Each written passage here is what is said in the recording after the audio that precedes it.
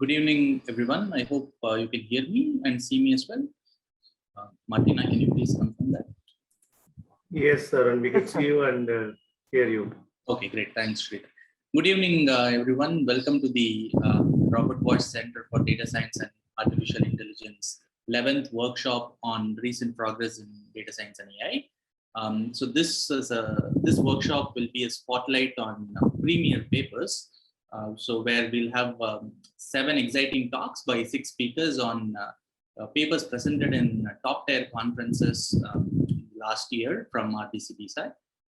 And so we have, as I said, we have 6 speakers, and there are going to be 7 talks, and it's going to go from 5 p.m. till 9 p.m. today. And we have a host of speakers, and we'll go over each of these talks from now. And the first talk is going to be by Vishnu Veerathu, who's with Cohesity Inc. And he's going to talk about the structure of parameterized tournaments with applications to ranking from pairwise comparisons. Over to you, Vishnu. Thanks. Let me just share my screen. You guys can see my screen, right? Yes. So today I'll be presenting on the structure of parametric tournaments with application to ranking from pairwise comparisons. This was the accumulation of around 1 year of work with Professor Arun Rajkumar. So the agenda for this talk is initially I'll be starting off with what the existing approaches and the problem motivation are. Then we will be looking at what exactly low rank tournaments and the ranking algorithms, what already exists. Then we will move on to the general structure of rank 2 tournaments and their properties. This is some novel ideas that we had and were able to prove formally. And a ranking algorithm specifically made for this, known as the rank to rank algorithm. Then we will be moving on to higher rank tournaments and the local global preference model and the ranking algorithm for that, known as the block rank to rank algorithm. Then we will be applying that to actual real world pairwise comparison data, the algorithm for that, and its applicability in general, like how many data sets actually follow this model and such. We'll be signing off with extensions, conjectures, and other interesting open questions that we were able to formulate. So starting with the introduction. So the main question is, why do we need to why pairwise comparisons? So the first reason is it's simply easier to obtain pairwise comparisons, get users to give that kind of information, rather than asking users to give an ordered list of preferences. So oftentimes, if you just ask to compare item A and item B, it'll be easy to choose. Even users give more accurate data information as compared to asking them to give an entire ranking of their favorite books, magazines, etc. This can also be used in sports for sports data sets, which is primarily what we use in our work. So in sports such as tennis, you often see that tournaments are just played as a single elimination tournament. So there's no round robin stage where you have comparisons between every 2 players, especially when one player is very highly ranked and the other player is not. Same applies to some esports where teams are constantly changing. So it's very unlikely that you have comparisons between all existing teams. So the question here is, how do we process all available data and then rank the items, create a single ranking of all the items? So now for a bit of formalism. So the preference matrix is it shows it allows us to model the comparison between any 2 items that are going to be compared. So Pij, this being the matrix P itself, represents the probability of an item J being compared favorably to item I. So our goal is, given a matrix like this, we want to come up with a ranking. So a ranking is nothing but a permutation, and the way we evaluate a ranking is shown in this expression here. So this basically says that this expression evaluates to the number of pairs I and J such that I is ranked higher than J, but I would lose is less favored as compared to J. So the higher the error is, the worse the ranking is. Moving on to the problem variants. So there are two main problem variants that we consider. One is the minimum feedback arc set on Todeman's problem. So here we consider that the full preference matrix is present. Like for every I and J, we have a comparison other than items with itself, since that's impossible to obtain. And we consider that to be 0.5. So given the entire preference matrix, we have to come with a rank. In the second variant, we are only given part of the preference matrix. So as you can see here, comparisons between item 4 and item 2 are unavailable, and same thing with item 4 and item 3. So, and the other variant is even the known values, say this 0.3 as a comparison between item 2 and item 1 may just be approximated from available data. Say like if player 2 and player 1 played 10 games, player 2 won 3 games and player 1 won 7. So we assume this value is 0.3 and then try to get a ranking from here. So we now move on to the Bradley-Terry-Luce model. This is an existing model which is very popular, and lots of models try to approximate the parameters used in this over here. So what happens here is the degrees of freedom of the matrix is restricted from N to just NC2. The restriction helps in dealing with incomplete data, since if you assume that there are a lesser number of underlying parameters which you can just estimate, then you can actually reconstruct the matrix using the existing data. So the primary assumption here is that for each item, there exists a score, a Wi, such that the comparison between two arms, say like I and J, is given by Pij equal to Wj by Wi plus Wj. So basically, the higher the score W for an arm, the more likely it is to win against any other given arm.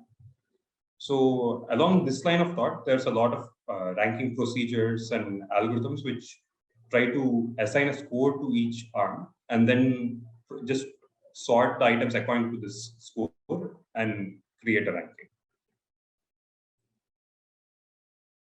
So two such approaches are the first one being the board account.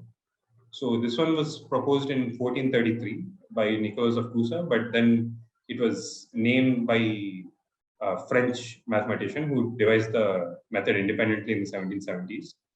So the score of each arm is simply the sum of probabilities of winning against all other arms. So it's basically the probability of winning against an opponent chosen at random, uniformly from all other opponents. The second method, which is more widely used, is called Copeland's method, which was described in the 1950s. So this one just uses the number of wins against all other arms as the score for each arm. So the term win here describes the probability of winning against that particular arm to be greater than 0.5. So it's binary in nature. So one advantage of this as compared to the Borda method is it does not use the magnitude of comparison between two arms. So as we saw earlier in the ranking definition, how we were evaluating it, there also we were not looking at the magnitude. So this follows that in that sense. However, the con is that ties are very likely, since it's very likely that two arms are present which have the same number of wins when compared to all other arms. We do still need a tie-breaking method. So tie-breaking methods for this would include reverting back to the board account or creating a sub-tournament among those tied arms, and again using the Copeland method and so on. So both of these methods require an entire preference matrix to be known, because obviously one item has more entries populated when compared to other arms. The scores would be higher and it would just get ranked higher simply because more data is available. One solution to this problem was given by the rank centrality algorithm in 2015. So here, what happens is we have an initial preference matrix as shown here. This is the same one as earlier, and some comparisons will may be missing. So what we do is we convert the preference matrix to a Markov chain. So from P to Q, where Q represents the Markov chain, and then we find the stationary distribution of the Markov chain. Then the items are ranked according to the weights given in the stationary distribution. So ARM2 gets the first rank, ARM4 gets second, and so on. So the advantage of this is it works very well for a wide range of data sets. Experimentally, it's shown to be quite versatile. And the other advantage is it does not require any matrix completion algorithm to run beforehand. The fact that data is not present is built into the algorithm already. So coming to low rank under transformations, what exactly we mean by this? So when a transformation is applied to a preference matrix, we assume it has a low rank. So one example we can take is the logit function x on x, which is basically log x by 1 minus x. So this particularly is used since when this transformation is applied on a preference matrix which follows the Btl model from earlier, it becomes rank 2 under this transformation. So since the rank is just 2, it becomes very easy to reconstruct the matrix and obtain a full preference matrix. However, when we apply this transformation to a Btl preference matrix, this does not cover all rank 2 matrices. For example,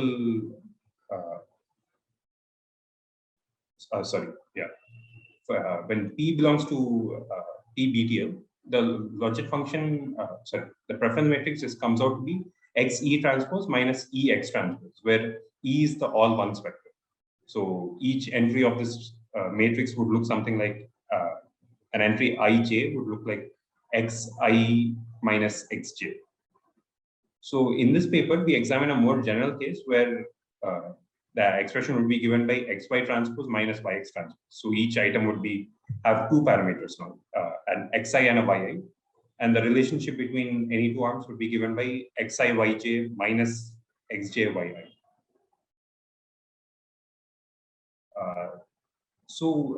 One important thing to note here is that we do primarily use the logit function, the log x by 1 minus x expression to describe our results in the paper, but we don't need it to be the logit function. In fact, there are many link functions which will serve this purpose. So the link functions, the conditions on the link functions that will follow our theoretical results are shown here. So we basically need the link function when applied on 0.5, say if two arms have equal probability of winning against each other, then it should be evaluated to a 0. And then anything which has a lower than 0.5 probability of winning should be evaluated to a value less than 0 and vice versa. So as long as the reason that these conditions are used is that if such link functions are used, the tournament does not change in structure. So in the preference matrix, we considered that 0.5 is a draw, less than 0.5 is a victory for, if you're considering arm I and arm j, a victory for arm j. And then if it's greater than 0.5, a victory for arm I. So if we apply link functions which follow these three criteria, we can simply say that consider the modified matrix and say that if the value is less than 0, it's a victory for arm j. If it's greater than 0, it's a victory for arm I. And if it actually evaluates to 0, then it's a draw. And So the choice of link function does matter when extrapolating missing information from available data. So during the extrapolation process, we do transform the existing data using this link function. So there it does make a difference. But once we have the entire tournament, like the reconstructed tournament, it plays no further part in how we obtain the ranking itself. So moving on from algebraic to geometric constraints. So the algebraic constraints we were talking about were have to do with the rank of the preference matrix under certain transformations and so on. So this takes on a more graph theory approach to the problem. So we were able to prove that the following subtournaments are forbidden under the logic function with the rank 2, when the preference matrix is rank 2 under the logic function. So here we have a basic 3 cycle, and then one item losing to all 3, and the same scenario with the 3 cycle with the one item beating all 3. So coming to why this is, based on what we saw before, the fact that the preference matrix can be expressed as xy transpose minus yx transpose. The relationship between any two arms, I and j, is dependent only on the value xi yj minus xj yi. So if this is 0, it's a draw. If it is less than 0, that means I is preferred over j. And if it is, if it is greater than 0, that means I is preferred over j. And if it is less than 0, j is preferred over I. So the reason this we have this visual representation on the right is this is reminiscent of a cross product in some sense. So if each item I can be represented by xi yi, say xi yi is one of these blue vectors, and xj yj is one of these red vectors, we can just say that we can easily say that the I will beat j, since the cross product due to it being less than 180 degrees counterclockwise will be positive. So the reason that we were able to say that those two, some intuition behind why those two forbidden configurations are as is, if we consider the first item to be a blue vector, going back to the previous slide for a second. So we have 3 items in a cycle, and then one item which beats all 3 of them. So if we try to see how that can happen here, so one item would have to be this, like without loss of generality, we consider it to be a blue vector. So to construct the rest of the cycle, we can assume that the other one is, say, the green, one of the green vectors, and the third one is one of the purple vectors. So we can see that this forms a cycle. And then there is no arm which can beat all 3 of these that exists in the 2D plane. So that's why we were able to say that it's forbidden. That was the intuition behind it. And then we were able to prove it formally as well. So now coming to what we, a bit more of the structure. So what exactly we mean by separator over here. So we found out that in case there are a set of arms present like this, these 2 blue vectors can be grouped together, since between these 2 arms, there's no other vector has a different relationship with either one of the arms. Say if one of all 3 of the red vectors moves to all of the blue vectors, all the green vectors lose to the blue vectors, all the purple ones beat both of the blue ones, etc. So we are able to group together these vectors like this, so that the ranking procedure becomes very simple. So a representation of that is given on the right.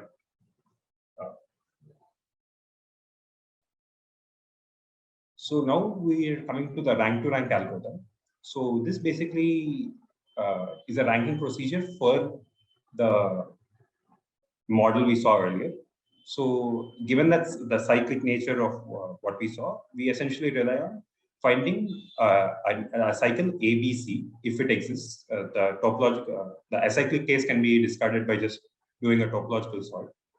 So once we find a capital A, B, and C, we know that the ranking, we know that the items between A and B, between B and C, and between C and A are transitive in nature.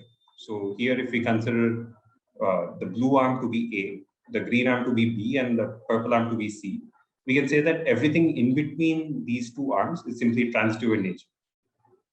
So based on this, we have a recursive call to the rank-to-rank algorithm itself.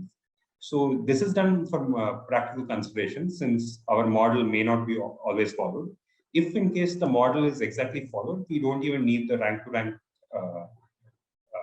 recursive call. We can just say that the created subsets are going to be transitive in nature, and we're just going to go ahead with that. So based on this, we created a local global preference model where the relationship between arms in a single block, I'll come to what a block means in a second. So the relationship between arms in a single block is follows a rank 2 model where cycles are allowed with certain restrictions and so on. And yet there exist multiple blocks, and the blocks have a trans 2 relationship amongst themselves. So each block is highlighted in orange. So we can see that the blocks themselves have a trans 2 relationship, and within each block there exists rank 2 formations. The same is represented mathematically here on the right.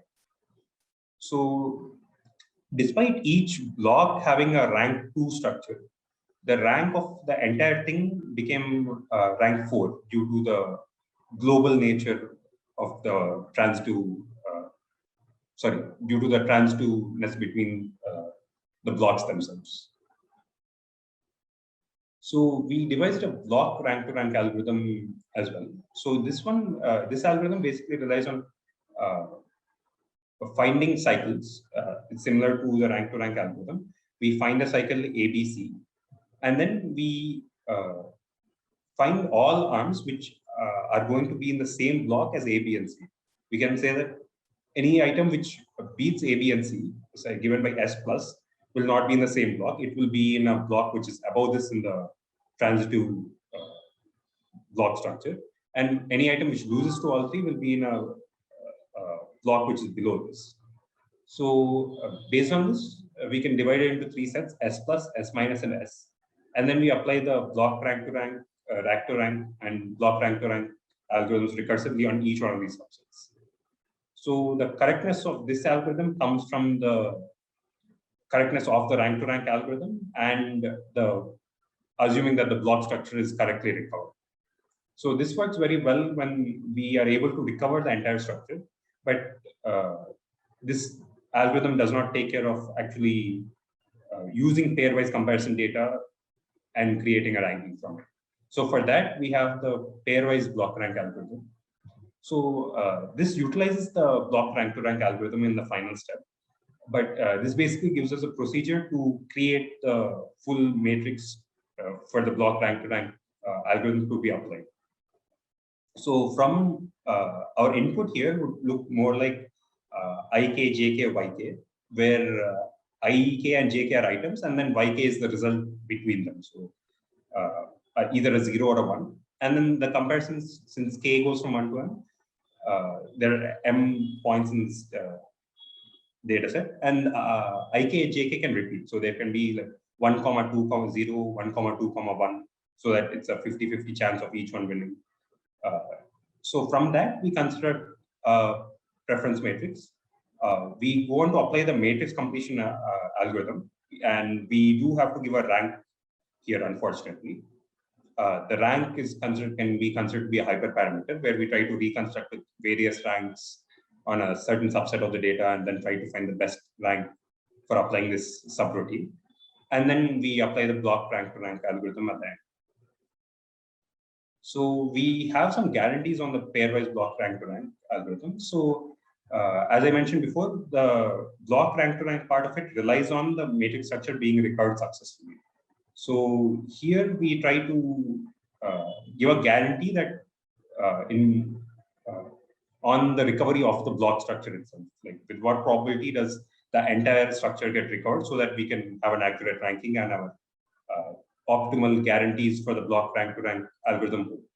So we are given that if M, which is the number of comparisons that we have, total number of comparisons, is of the order NB log n, where B is the number of blocks, and K, which is the minimum number of comparisons we have between each of those between any two arms which we actually have data for, is of the form B log n by epsilon delta square. Then we have a high recovery guarantee, 1 minus 2 by NQ, where N is the number of entries in the matrix. So with this essentially guarantees that with sufficient number of with sufficient data, we recover the entire structure and our algorithms will work.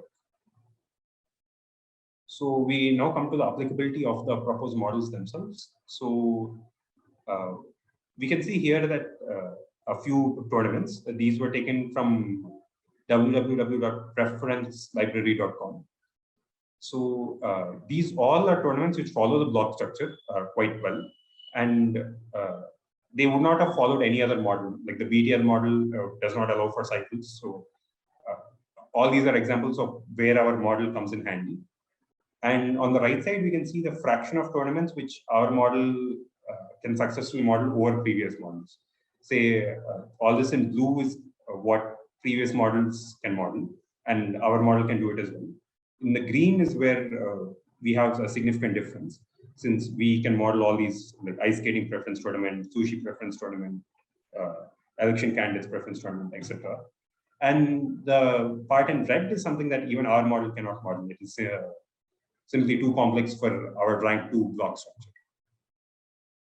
So some of the extensions that we had is that since we now found out the structural guarantees for the rank 2 case, we now want to see what happens in the rank 4 case. So we have a belief that our what we're looking for has to do with doubly ranked poles. So a doubly ranked tournament is simply a tournament in which the number of wins of each arm I and J is the same, like the total number of other arms that they defeat. And for each I and J, that Ti plus intersection Tj plus is a constant K. So the number of arms that both I and J defeat together, both of them at the same time, is a fixed constant for all I not equal to J. So that is a doubly regular tournament.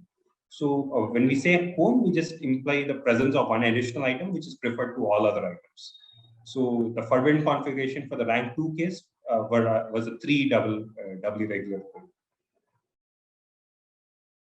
We have been able to prove that 11 doubly regular cone is forbidden in the rank 4 case. And there also exists a size 10 tournament that we have here that is forbidden in the rank 4 case as well. However, our conjecture is that a rank 2D tournament forbids 4D minus 1 doubly regular cone. So for the rank 4 case, we ideally would get some results saying that 7 doubly regular cone was an impossible configuration. However, it is unlikely that we'll be able to prove this statement alone, since this further implies the Hadamard conjecture that such cones exist for all positive D to begin with. So it's not known that such cones exist for all D. The 7 does exist, so that is something that we can aim for, however. So some open questions that we had which seemed interesting were that an optimal polynomial time rank 2 for ranking algorithm for the rank 2 case is now known. So can we create similar ones for rank 4 and higher cases?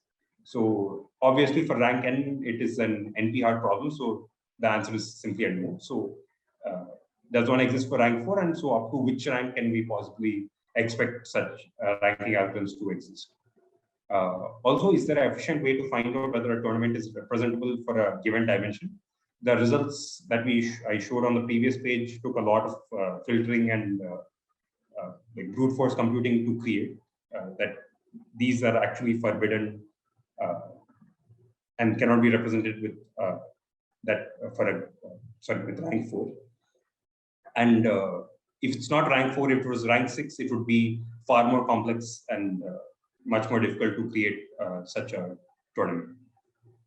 The last one is there a exhaustive finite set of forbidden subtournaments for each rank-based restriction?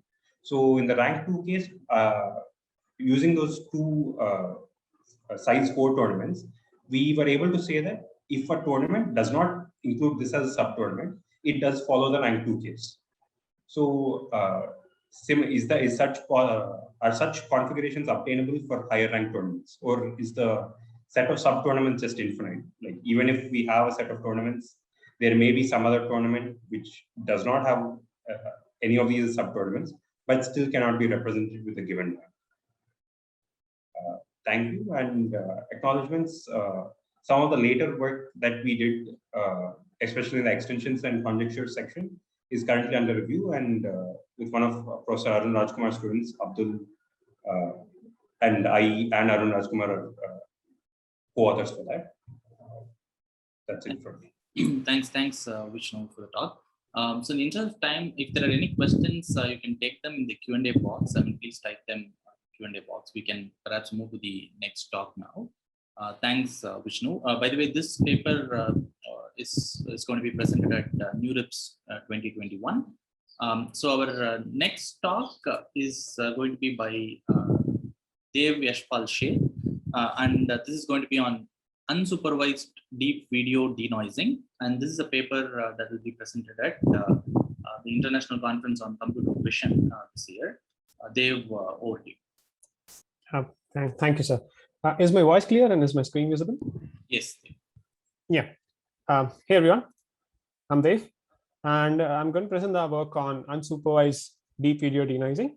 So it was a joint effort by a lot of people, as you can see over here, and the basic problem is as follows, right? So there are a bunch of folks who have access to transmission electron microscopy data for catalytic nanoparticles, and they take these images for of these nanoparticles, right? And they're not really clear because if you increase the exposure time for the image, it costs a lot, and if you decrease the exposure time, it's a lot noisy. So it looks something like over here, and that's not really helpful. We want to know the structure of the underlying data at hand, right? And then that's where deep learning comes to our rescue, and we'll see how. So this was actually a collaboration between folks at ITM, NYU, and ASU. From ITM, it was primarily me and Professor Mitesh Thapra. At NYU, it was Shreyas and Professor Carlos Shanero. And the ASU folks were Joshua Raman and Professor Peter. So I'll just move on. Yep. So our goal is video denoising. So we had this videos of catalytic nanoparticles, but to begin with, to model the problem, let's see how we can model the natural videos, right? So let's say we have a bunch of frames from a video. We want to learn some function, which I'll explain what this is in some time. And we want to come up with a clean frame at a particular timestamp, right? So let's say you're given a frame window of 5 frames from t-2, t-1, t+1, and t+2.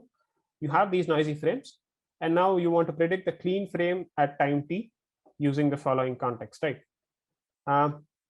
So state of the art in this particular domain right now is given by supervised denoising, where what you basically do is take a noisy frame and take its corresponding clean frame and just ask a neural network to learn this function, right? So you have the noisy frame as input, the clean frame as output.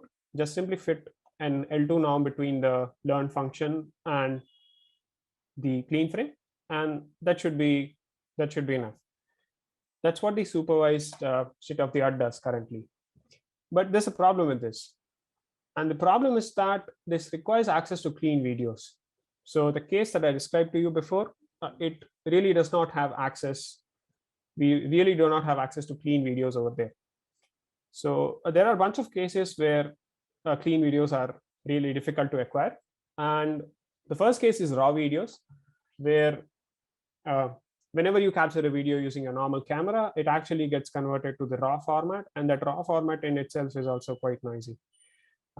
There's also fluorescence microscopy, where there are a lot of noisy videos which are captured, and there's a need to denoise these videos, and the electron microscopy application that I just motivated. So to deal with all of this, we introduced unsupervised deep video denoising to get rid of the requirement of the clean videos altogether. But to do that, we need a series of ideas, which we'll go over now. So the first one is noise to noise. Let's just call this cool idea 1. So the idea over here is this, right? If you take a noisy frame and model a network to learn another noisy frame, which is a different noise realization of the same underlying frame. So you have this frame, say X, and now after the noise over it, say X plus N, it becomes Y. And then over here, you have another noise realization over the same noisy frame, X plus N dash, that goes to Y dash. So now just learn a function from Y to Y dash. In doing so, if your noise is zero mean, which is generally the case, so generally over here the noise is Gaussian or Poisson, And in both of the cases, they are zero mean. And if the noise is zero mean, the network over a large data set will just learn to model the function X, right? It'll learn to model the clean frame, because that is what is going to minimize for over all the noise realizations. So that is one way to look at the problem and to get rid of the clean frames, right? So instead of modeling, instead of going to set the target as clean frames, set the target as another noise realization. But this also has a problem, right? So now if you want to do this, and if you want to apply it to say some downstream applications, again, you have to capture the same video twice, right? And to create the same circumstances such that the same kind of things happen in the two videos that you capture, for you to have two different noise realizations is a bit tricky. So then there's a cool idea too, which is noise to void. So over here, what you do is, because we are dealing with neural networks in all cases, or let's say CNNs. So if you're, let's say, denoising this particular patch in this noisy image, then if you somehow restrict your network to not look at this particular pixel and look at only the surroundings of this pixel, and now model your network to predict this particular pixel, then it will prevent it from learning the identity. And now you can train on this same image, right? So you can feed in the network the noise Y, and then your network will be f of the network output will be f of Y, where f is some function that you want to learn. And now just fit the loss function f of Y minus Y. So ideally, if you didn't have this particular mask over here, that would lead to just identity function, and it would not really learn anything. But if you have that particular mask, and if you're not using that particular value in that from that pixel, then you are ideally learning noise to noise, but on the same, you're doing noise to noise, or essentially you're doing denoising, but you're not learning the identity function, right? So you're using the surroundings of a particular pixel to predict the true value at that particular pixel. But this thing is costly, right? Because every time you do a forward pass in the network, you'll have to mask some pixels out and then mask them from the loss function as well. Now we cannot mask out the entire image because that doesn't make sense. So you'll have to mask only a fraction of the image, and then your training time goes high, right? So to avoid this, again, there's a cool idea 3, which is blind spot network. So now instead of doing masking, which is costly, we design an architecture which essentially does the blind spot thing for us, right? So let's say you have an image. What you do is, let's say you're using units to model your denoising function, and to denoise, just shift your image downwards, in the sense that if you are looking at the entire image, instead of that, just look at the top half of the image and then pass it to the network. So that becomes the first part of the unit. So now before each convolution, because you're shifting your image downwards, the pixel that you're predicting, which is, let's say, the center of the image as of now, goes out of your window. But there's also one more problem, which is that now you're only modeling the top half of the image. So to get all the parts of the image, you can parallelly model 4 different networks, right? So you can use the same network, but you can do 4 forward passes in which you'll first learn the top half of the image, then you'll rotate it by 90, then you'll learn this half of the image, then you'll again rotate by 90, and you'll learn the lower half, and then again rotate by 90, which is this one, and then you'll get the right half of the image. So now you have parameterizations over all 4 halves, which are extending in all 4 directions of your particular pixels. And then you have learned a function over all of them. Just combine them using 1x1 convolutions. And then this particular image over here has seen all the pixels in its surroundings except the pixel itself. So this is a neat way to model the blind spot in the network in order to do noise to void. So that's one thing. But up till now, if you notice, we have only been dealing with one image to one image, right? So we are going from one frame to one frame. Now, because we have a video, we have access to more information as well. We have frames, and more or less the frames which are nearby to each other have some information about the particular pixels in that middle frame, right? So if you have a frame at t, the frame at t plus 1, if you are able to model the motion compensation between these 2 frames, you'll be able to utilize information in t plus 1 to denoise at t. So how do we effectively model this frames, right? So a nice idea which was given by FastGPTNet is that input 5 frames at once and have 2 denoising blocks. The first denoising block deals with 3 consecutive frames at once, and it produces some output. That output is again concatenated and passed on to another denoising block, and that particular block gives you the output at frame t, right? So you'll pass a context window of 5 frames from t minus 2 to t plus 2, and you have denoising block 1, denoising block 2, and then the output will be at output frame t. And this is the current supervised state-of-the-art network to do denoising. We just want to adapt it to the unsupervised domain, right? So now our core idea is simple. So we have a context of 5 frames, and we want to predict this pixel in the red dot over here. And we want to utilize information in all of these shaded regions by different forward passes. We essentially use the same network, but it's different forward passes because you'll do a forward pass 4 times. And your field of view over 5 frames to predict this particular pixel is going to be this, right? Anything which is shaded over the image is going to be available to you as context to denoise this particular pixel. And yes, estimate a pixel using the noisy pixels in its spatio-temporal neighborhood, and you should be able to denoise well. That uses all the core ideas, cool ideas that we introduced before this. So now our final network architecture looks something like this, right? You have 5 frames. You'll first do a rotate function, and you'll pass all of these frames through rotates, and you'll rotate them by 0, 90, 180, and 270, and you have 4 different channels for all of these. And once you have that, you have an architecture which is cascaded in the form of D1 and D2, which is denoiser 1 and denoiser 2. And then you have some outputs from all of these 4 architectures, unrotate them, pass them to 1x1 convolutions, and then now fit a model based on this, right? So now you're again predicting the same frame again back to this. So your target over here is just the frame t. But because it's a blind spot, you are not using the pixel value at that point. You'll be able to denoise that particular image. Again, the field of view is again represented over here, and the network color matches the masks over here, right? So the blue network corresponds to the field of view, which is shaded in the blue region because it's upright. If you rotate it by 90 degree, you get the pink network, which is dealing with it. So it's the same network, but it's different forward pass, right? So you get the pink version of it, and then that particular mask is going to look at this particular frame, right? So that's the idea. And if we do this, our network, which is called UDUD, achieves the same performance as the other state-of-the-art methods, right? So if you have this particular clean frame, for now we are dealing with natural videos. We'll move on to different domains as the talk gradually progresses. And if you corrupt it with Gaussian noise with mean 0 and sigma equals 30, this clean image is going to look something very hideous like this.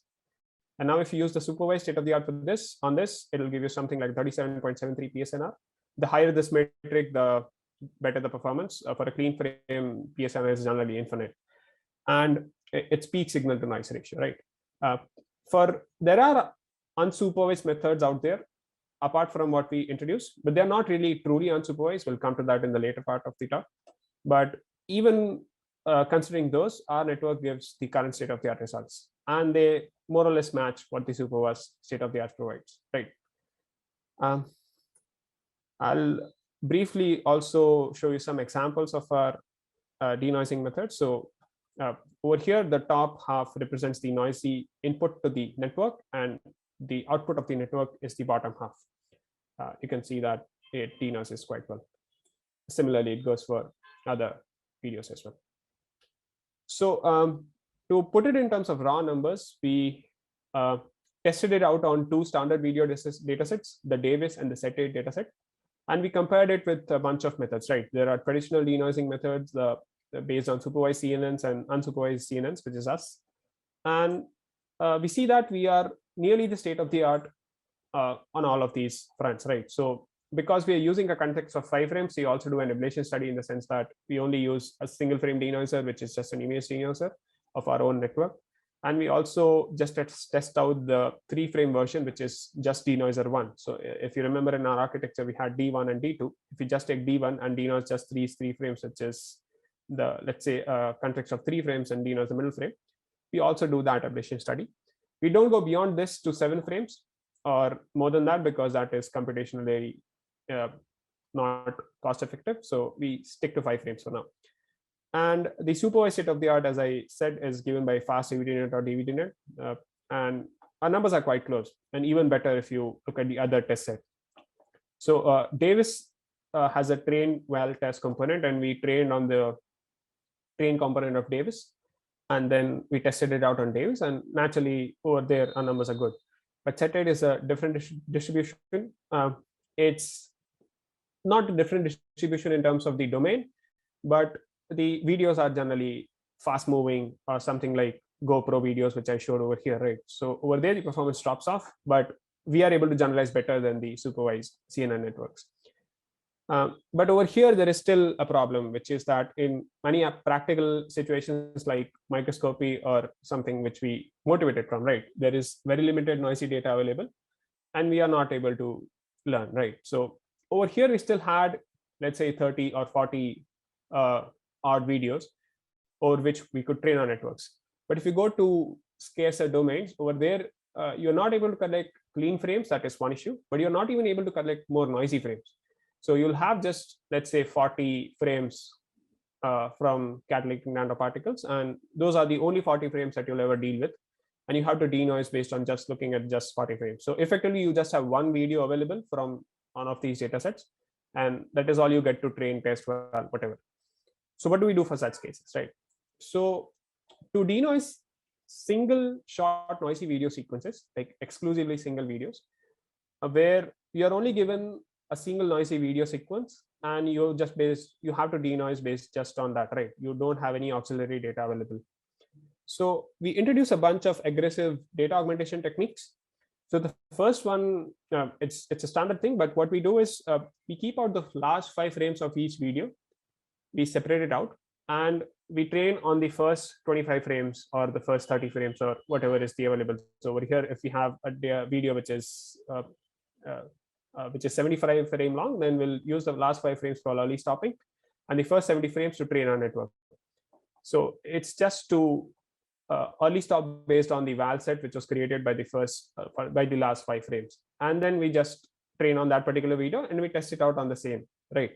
So other methods like fast DVDNet or even our version of UDVD, which I introduced before, was trained on an entire data set of videos. Over there, we had val set. Our validation set based on which we did stopping was different from our training set. But over here, your training, your testing, and your validation all has to come from the same video. So we use the first 70 frames to train, the last 5 frames to validate, and the entire network is just tested on that particular 75 frames, right? And we introduced 2 augmentation techniques, which is flips. So you can naturally flip the videos. It is a standard augmentation in vision. And we also do time reversals, where you can play the video backwards as well to train, right? That's not going to affect you in any way.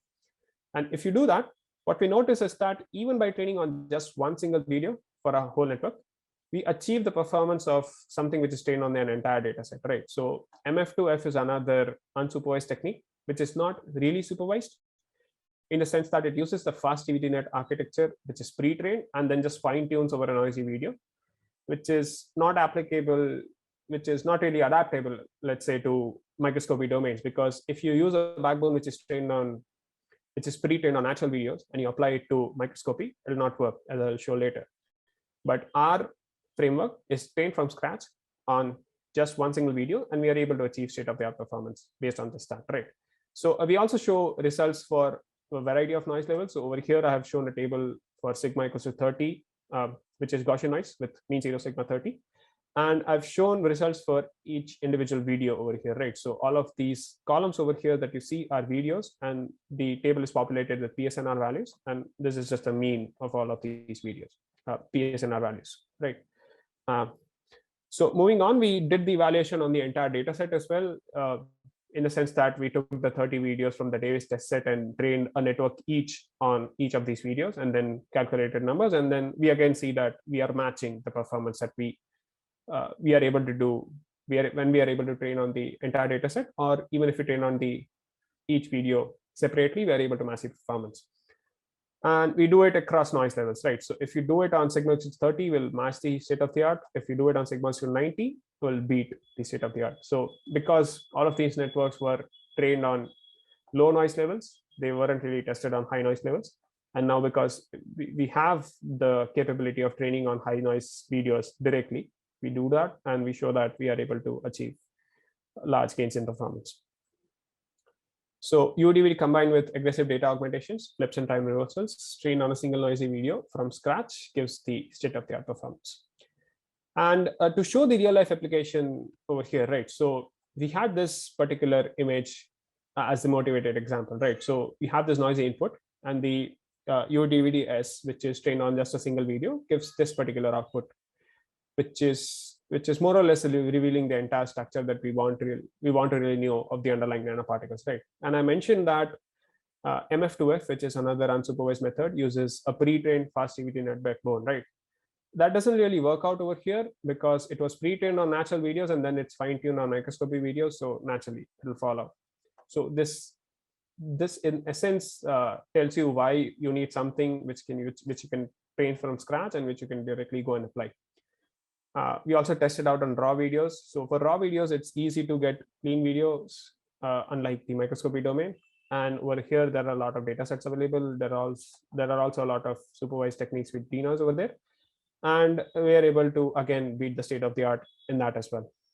So primarily, we deal with 4 types of videos. We have 2 videos from fluorescence microscopy and a bunch of raw videos and the electron microscopy videos.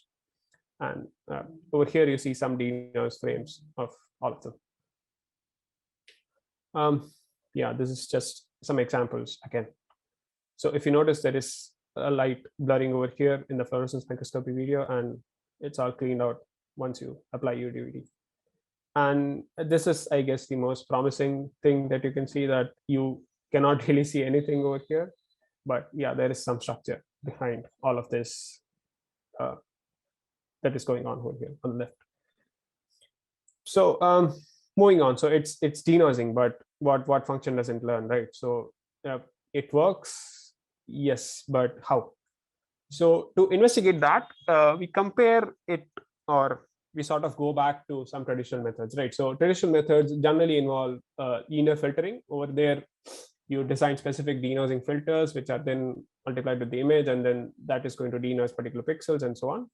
And for videos, you'll first use motion compensation to map the pixel from a frame at t to frame at t-1, and then you'll fit a loss function between these 2 frames and so on. So this is what the traditional way to go about this problem is. But we only learned a data-driven approach, right? We had a data-driven approach, and we just want to investigate whether our approach is doing what traditional methods are doing, right? Does our approach make sense? So if we model the denoising pixel, let's say d of I, we can write the first order Taylor decomposition for our denoise pixel in terms of the input and the denoising function f like this, right? The gradient of the network and the image itself. And because now we have 5 different frames over which we are training the network, so we can just write it as a function of all of these 5 frames. So the gradient of these networks basically can represent a filter, and it does indeed represent a filter, as we'll see later. So if you are denoising this pixel in green over here, you're basically have input as all of these 5 noisy frames, and the gradient of the network, delta f of I, which is back propagated to the frames. And if you multiply all of them, then you get your denoise pixel, which is green over here. So if you visualize these filters, this is what it turns out to be, right? So let's say the clean frames at t-1, t-2, t-1, t+1, and t+2 are something like this. For sigma equals 30, your noisy frame looks something like this, and your denoised output is this. Then the filters corresponding to each of these frames are something like this. You are basically modeling the pixel which is at the middle of this cross. And this is what your filters actually look like. And these filters will try and average over larger areas as you increase the noise level as well, right? So over here you had sigma equals 30, and it was relatively easy to denoise than if you had something like sigma equals 60.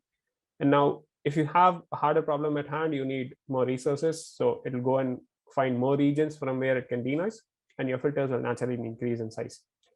But you can also notice one more thing over here, right? It's that if you look at this particular pixel, which is, let's say, over here, that guy near the chest of this guy's shirt, right? In this image, it's over here, which is exactly where this red blob in the filter is. And in this particular image, as I move down like this, and it is also over here, right? So the network is also implicitly trying to learn motion of objects and it's trying to denoise. So that is one thing that we discovered by visualizing the filters of this. So now if you can just average out these filters and find a point, you can basically model the motion of the object or the pixel at the center of the teeth frame from t-1 and t+1 and so on, right? So you can basically have arrows which tell you the motion of this particular pixel in t-1 frame and t+1 frame, right? So we visualize this motion as well. So if you had an input noisy frame which looks something like this, and you had a state-of-the-art algorithm which models flow between frames of a video, right? Keep in mind that the flow algorithm that we use to model the motion compensation is actually done on clean frames, not on noisy frames. And it gives arrows for pixels, which are something like this. And because we are only doing gradient computations to model flows, we can do it for supervised as well as unsupervised networks. And we show that even data-driven approaches like ours and the supervised state-of-the-art approaches, internally, they are doing implicit motion compensation while denoising. And as a future direction of this work, we also want to discover this, right? So if we use the denoising objective to train networks, can we really model the optical flow in the videos as a side problem, right? So that is one thing. And it's not really exact optical flow that is calculated, as you can see from the comparison between our flow and the state-of-the-art or the, let's say, the ground truth motion compensation flow. But it's averaging over regions which are always white, right? So if this bus is moving, let's say, left or right, the whole region is just going to look white in the video, right? So the denoising function just needs white regions to go and model the pixels. It doesn't really need exactly that pixel.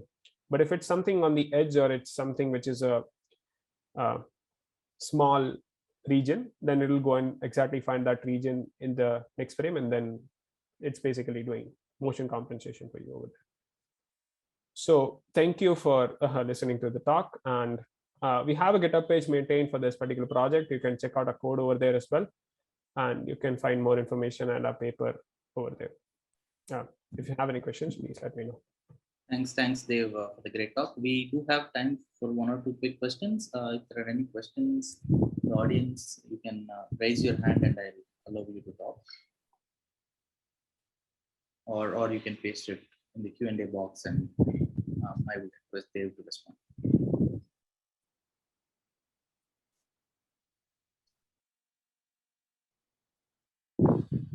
Okay, maybe if you have any questions, please. Okay, so there is a raised hand, I see.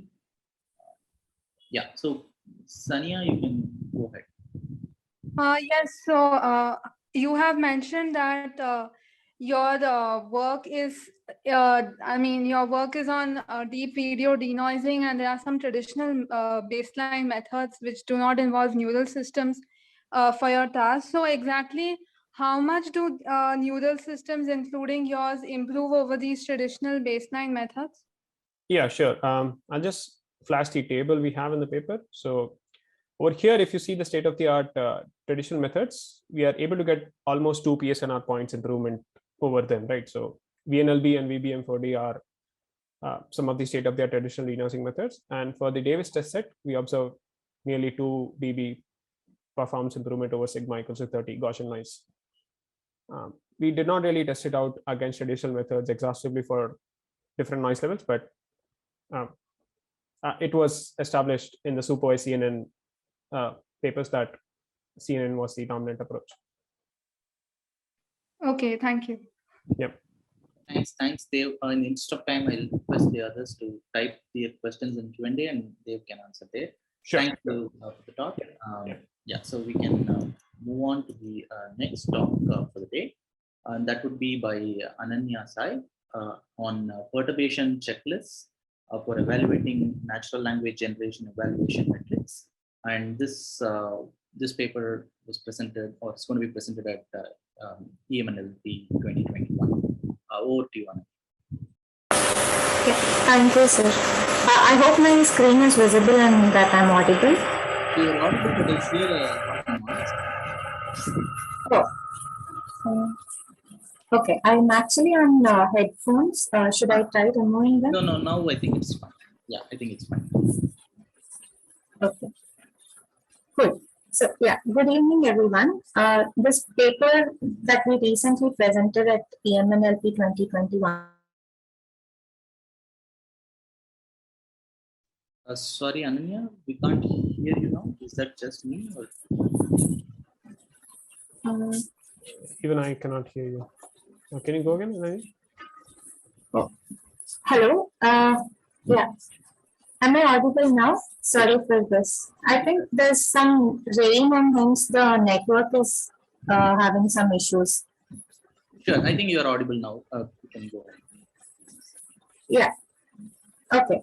So I was just saying that the title of our paper that we recently presented at EMNLP 2021 is Perturbation Checklists for Evaluating Energy Evaluation Metrics. So first, let us look at what is NLG, which stands for Natural Language Generation. It refers to a software process that outputs a human understandable text in one or more natural languages. So there are already several NLG models that have been proposed through the years, starting from something like rule-based systems or statistical models to the more recent RNN-based models which use deep learning, and another approaches where we have transformer networks which have some several thousands or even millions of parameters. Right, so the space is continuously evolving, but how do we know that the outputs that we get are good, right? So for that, even the evaluation metrics need to be up to the mark. First, let us, to understand this balance, let us look at a few examples of NLG tasks. A popular example is machine translation. So, for example, if we have to translate from French to English, this is how a data set would look like. There will be several French source sentences and reference English translations.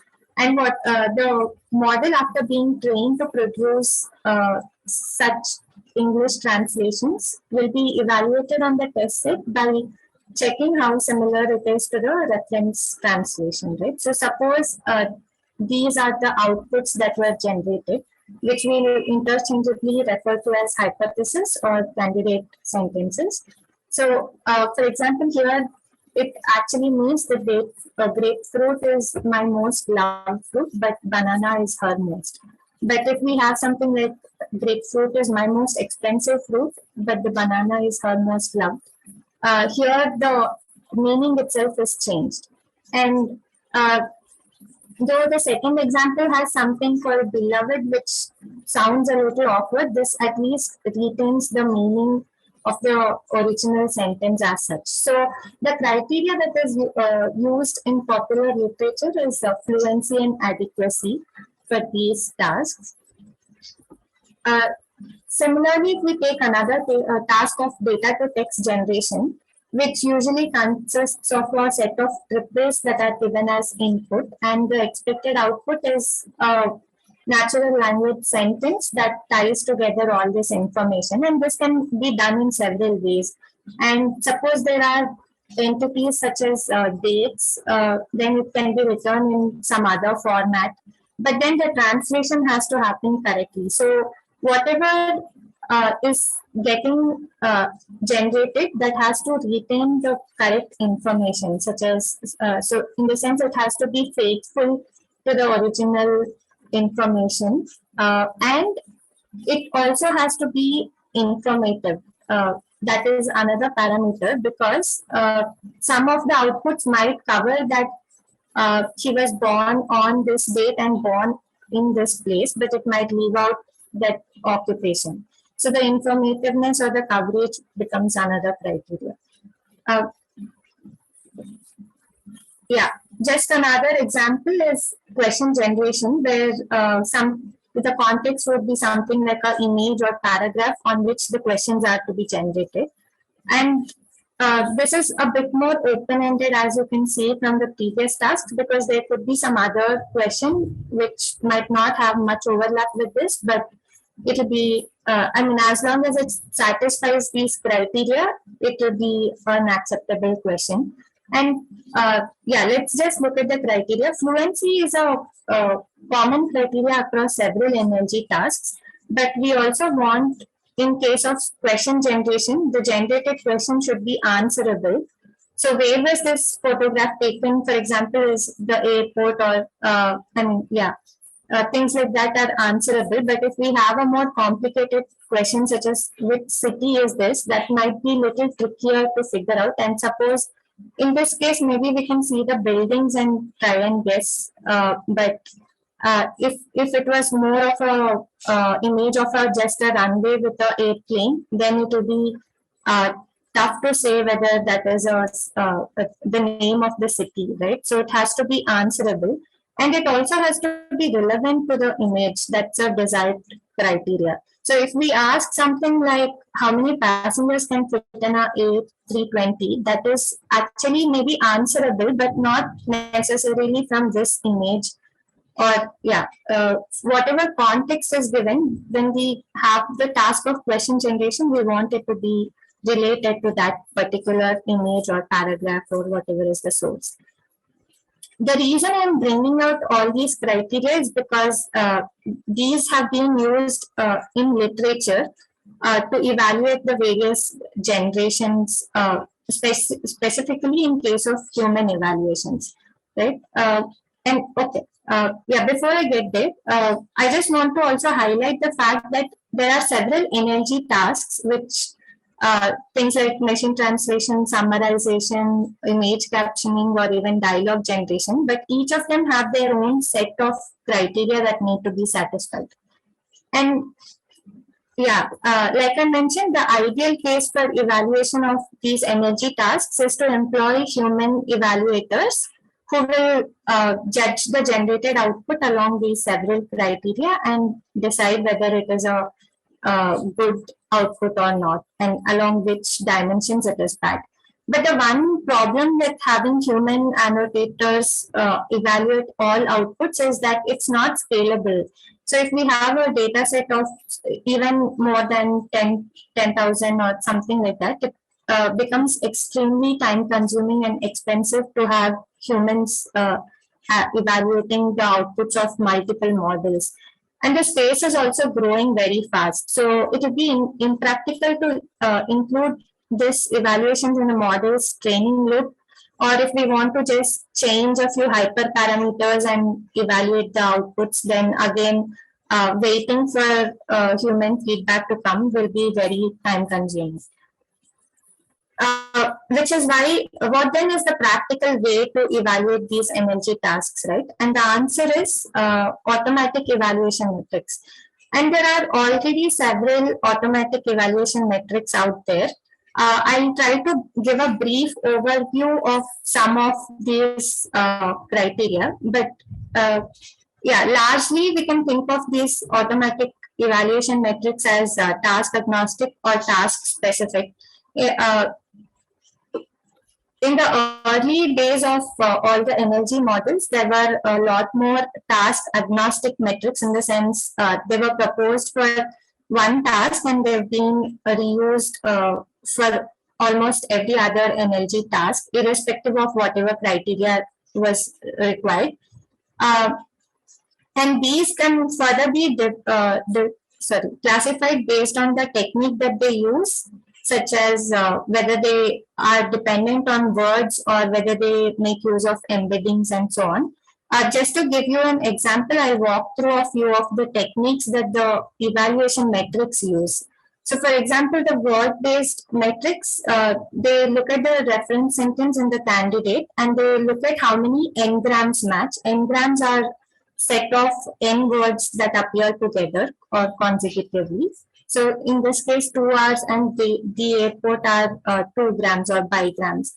And metrics like blue compute the precision of how many mapped unigrams are there and how many mapped bigrams are there. This precision is computed per n-gram count, and then it takes the average precision across several n-grams. That is how blue is computed, for example. And then there are other variants of word-based metrics that we saw in this table, which use different other combinations of precision or recall, or the F1 score, which is usually computed as the harmonic mean of precision and recall, right? So the other approach with word-based metrics is to use edit distance, in the sense how many changes or edit operations are needed to go from the candidate to the reference, right? So and then we can just take the ratio of the number of edit operations to the reference length. Yeah. The other approach is to use embedding based metrics, where first, instead of just directly comparing the surface form of the words, we convert every word into its embedding form. Already there are popular embedding techniques like word to wake or glove that are created in such a way that each word is each word's embedding is close to another related word's embedding, right? Like extremely and very, or rich and velvety. Yeah. And now there are several heuristics which will try to match these embeddings. Or even aggregate the word embeddings of the reference sentence and the candidate sentence, and take the max or average, and then finally compute the cosine similarity. Right? Yeah. So the next step is to also, instead of us computing this max or average, we can have a neural network model figure out what is the best way to combine each of those embeddings. So essentially we take in the reference and the hypothesis, and we learn the set of parameters theta that will help the y hat, sorry, this has to be y hat, to be similar to the human score provided scores of y. That covers the branch of all the task agnostic metrics. And as you can see, early on, there were a lot of word-based embeddings that were proposed in the early 2000s. But more recently, there have been a constant exploration of these various other methods, so that it will, the main aim is to have these automatic evaluation metrics correlate with human judgments. And especially in the recent times, more and more of trained or contextualized embedding based metrics have become a little popular, though Blue and others are still used by the various energy models to evaluate various energy models, right? And apart from all these task agnostic metrics, there is also a recent move towards task specific metrics. And most of the metrics mentioned here, which are proposed to evaluate different tasks, are all trained evaluation metrics.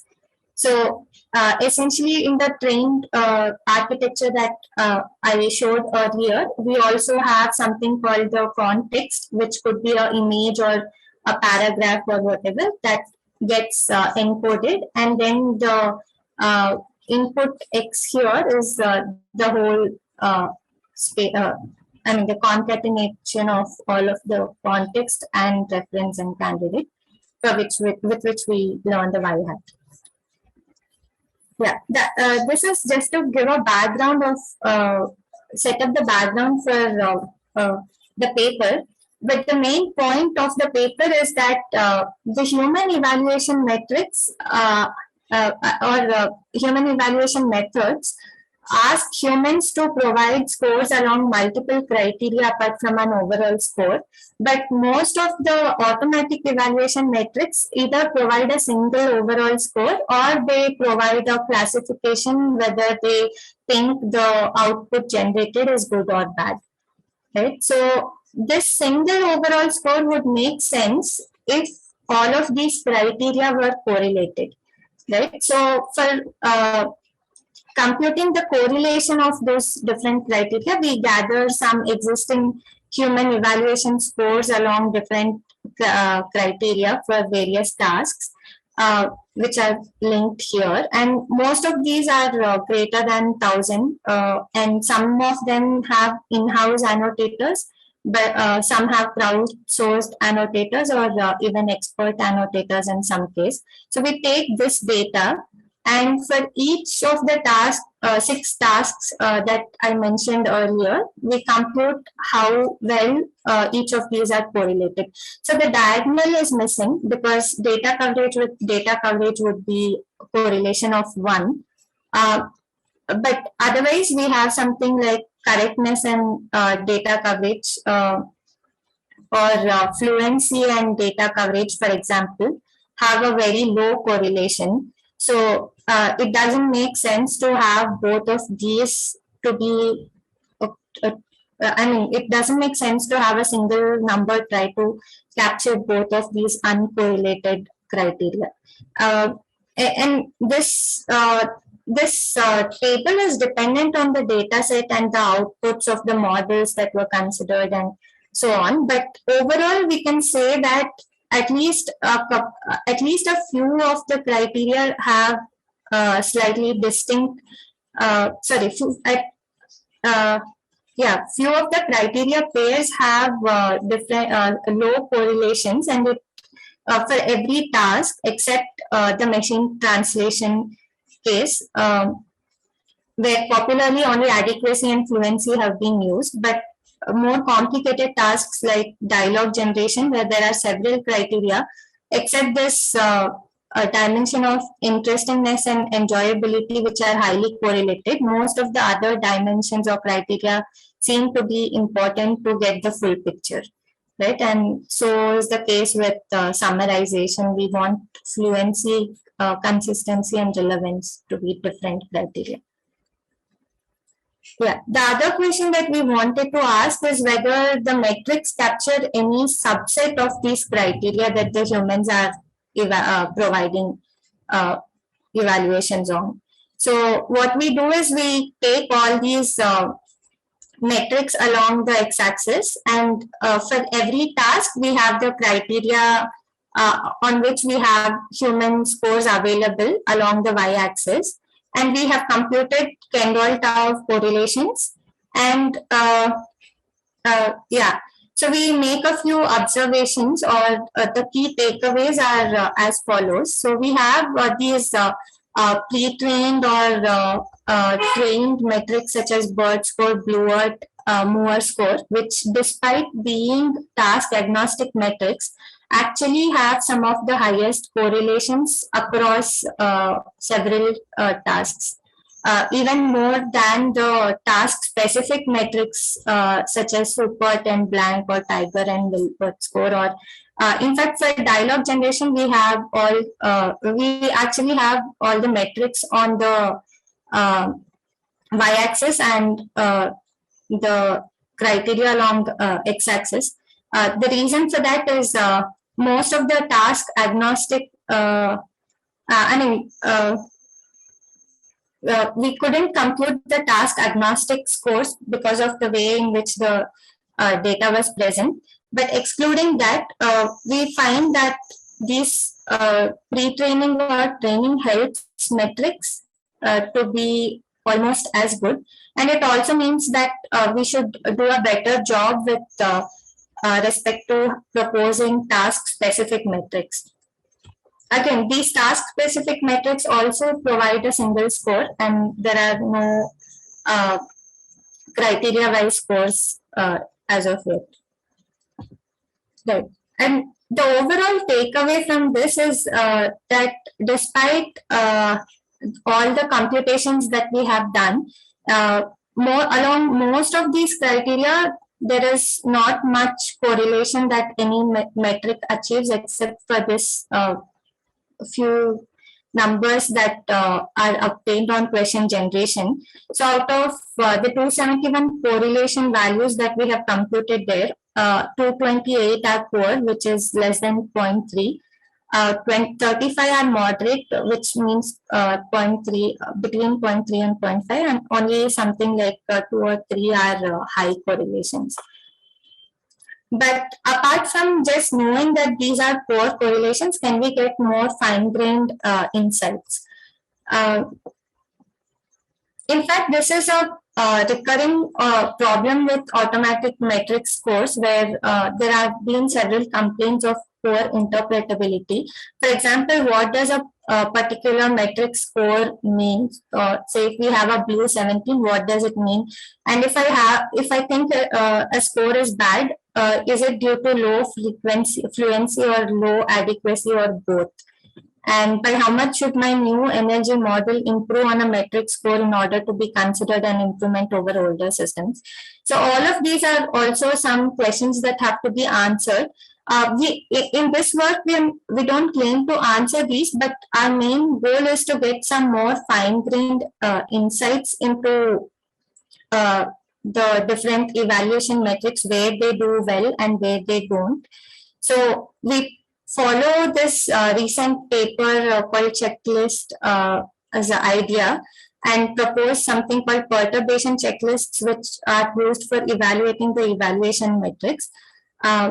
And the idea is to perturb a valid reference sentence such that it gets affected on a specific criteria, and then check if a metric catches that perturbation, which we decide by checking if it appropriately changes the score. So what I mean, I'll explain with a few examples. Fluency, as I mentioned, is a criteria that is required for all tasks, and we want to see if things like whether a metric can catch a missing or misplaced punctuation mark. So we just either drop punctuation marks or change them.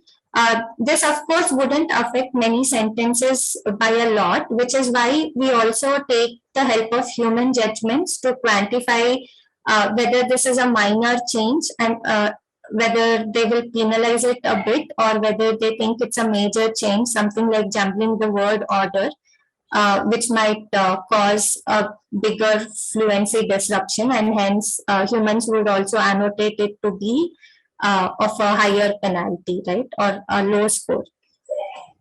And yeah, things like subject-verb disagreement, or dropping some stop words or articles, or even introducing typos would all affect fluency.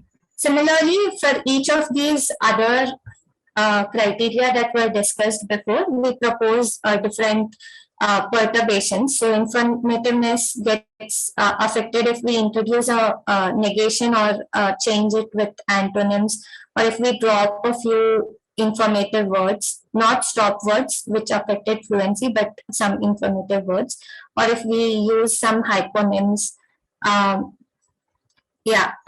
in case of summarization, even the flow of the summary is important. So if we reorder the sentences, that is probably another problematic thing that, and we want to see if metrics can capture that.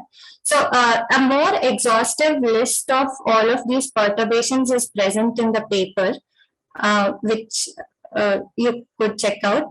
So I'll, if the idea is clear, I can move on to what we do with on top of this.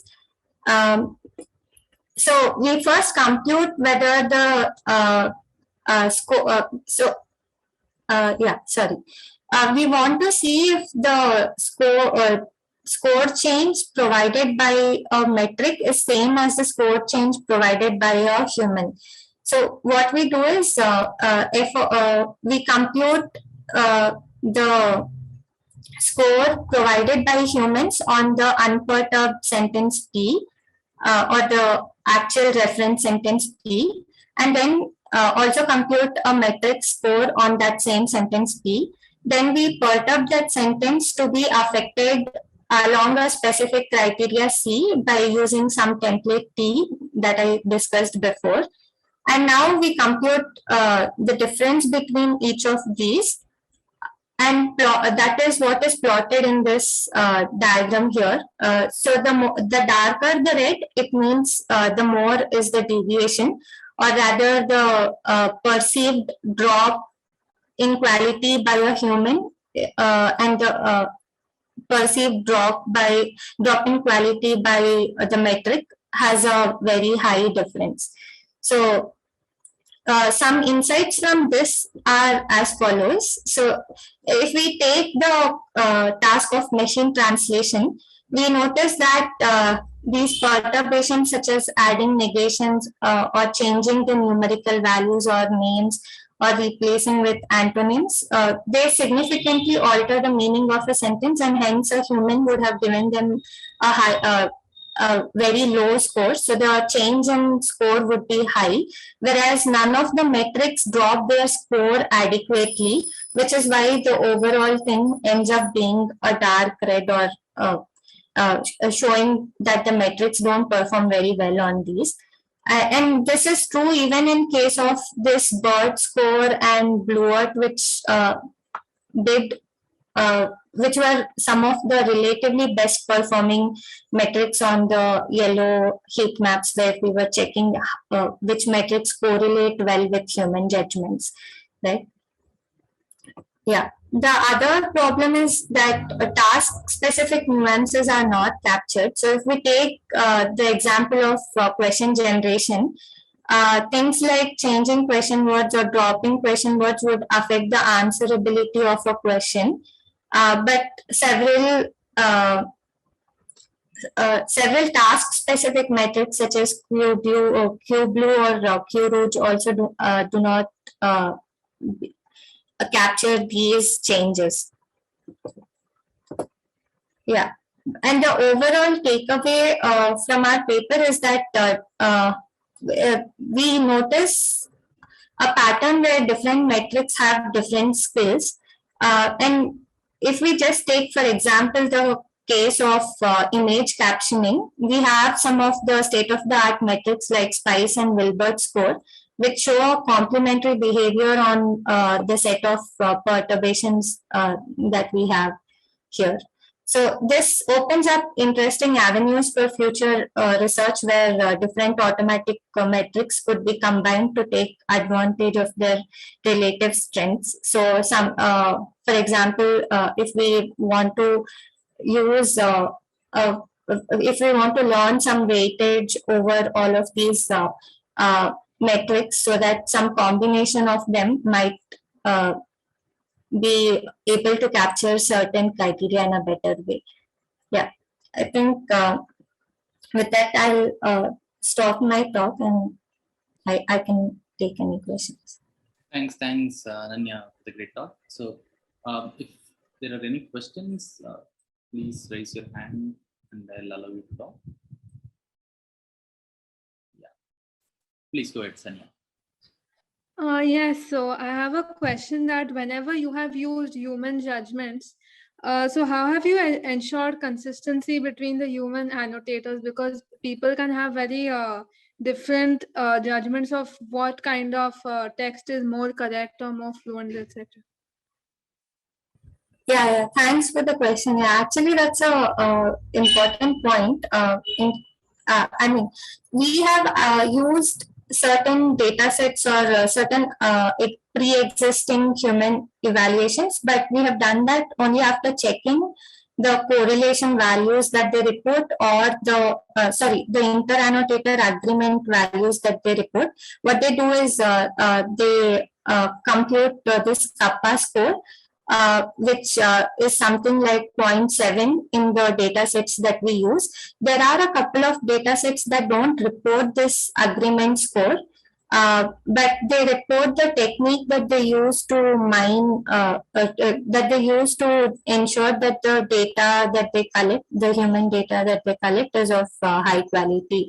So, for example, they do multiple rounds of collection, and if two humans disagree on something, they encourage them to discuss and arrive at a score. And then in the second round, they again verify if if the scores they provide are the same or not.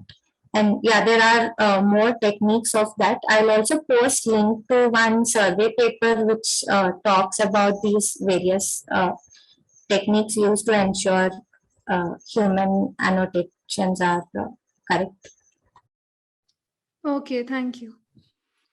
Thanks, Ananya, once again. So if there are more questions, please post them in the Q&A box, and I request Ananya to answer them.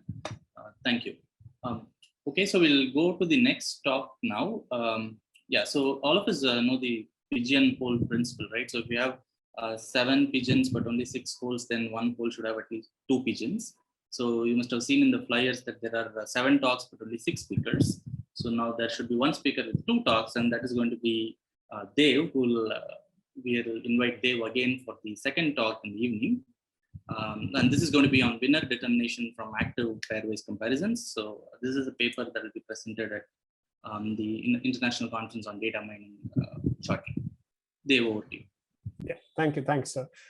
Yeah, so as sir mentioned, right, I'll present our work on Pairwise, which is an algorithm for winner determination from active pairwise comparisons under a shoestring budget. Yeah, this project was primarily done by me and Professor Arun, and yeah, let's see how it goes. So what's the problem, right? Again, so it's pairwise comparisons, and there's going to be a lot of common things that we are going to discuss, which is already discussed by Vishnu, but I'll have like a different way of looking at things. He had a more theoretical view, I have a more empirical view of things. Yeah, so we have given a bunch of items, let's say n, and our goal is to determine who is the topper among the set of items, right? And all you are allowed to do is query pairwise comparisons to a bunch of, let's say, crowd annotators, and they'll return some item, let's say among I and j, they'll return some item, and then based on that you can again decide what you want to query, and they'll return some item, and so on. And based on these observations, you're going to find what is the best ranked item, or who is the topper among these set of items, right? So a lot of questions come to mind. The first one of them is that why pairwise comparisons, right? So as Vishnu also pointed out, they are much more simpler than giving a complete ranking, right? So let's say you are asked to give preferences for movies, then it's much more simpler for you to decide between 2 movies rather than give a ranking over, say, a set of 20 movies, right? And the other reason is that it's also more natural than individual scores, right? Because individual scores tend to have diverse scales. So let's just consider our favorite restaurant rating apps like Zomato or Swiggy, and then some place which you are frequently visiting or that you like, you will rate it 4, but then somebody else will rate it 3.5 and someone else will rate it 4.5, and maybe it so turns out that all 3 of you rate it unequally, but you're friends and you like the same place. So pairwise comparisons in this sense are more natural than individual scores. So given all of this setup, the first question that comes to mind is that isn't this problem already solved before, right? So the simplest algorithm that is out there for this particular problem is the select algorithm, and it also gives a state-of-the-art results, right? So what you do for the select algorithm is this: you have a bunch of items, you'll pair them up randomly. Once you have paired them up randomly, you'll compare each pair m number of times, and now based on these m votes, whoever wins the majority of times, you'll promote them to the next level. Again, you'll compare pairs of items randomly m number of times. Again, the winners will be promoted to the next level, and so on. So the only constraint over here is m, which is the number of comparisons made between each pair at each level. And you're finally left with one item, which is something that will declare as the winner.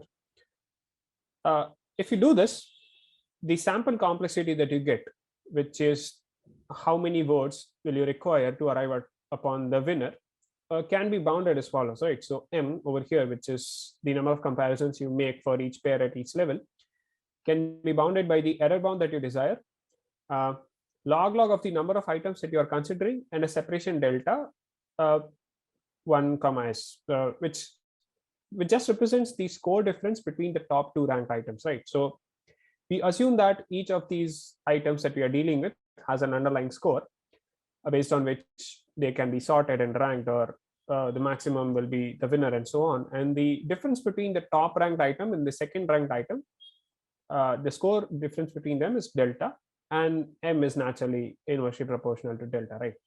So now just hold on to this equation for a moment.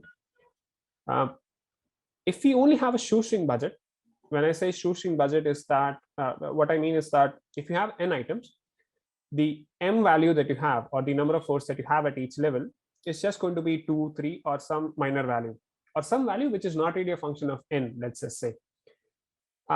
Then your error bound, if you invert it down and if you write it in terms of m, that is going to become vacuous. So over here, what you see is that the error bound versus the budget for your pairwise comparisons for n equals to 100 items that you're dealing with. And as you gradually go on decreasing the m value, the error bound becomes vacuous, and at a point it just becomes, it makes no sense, right?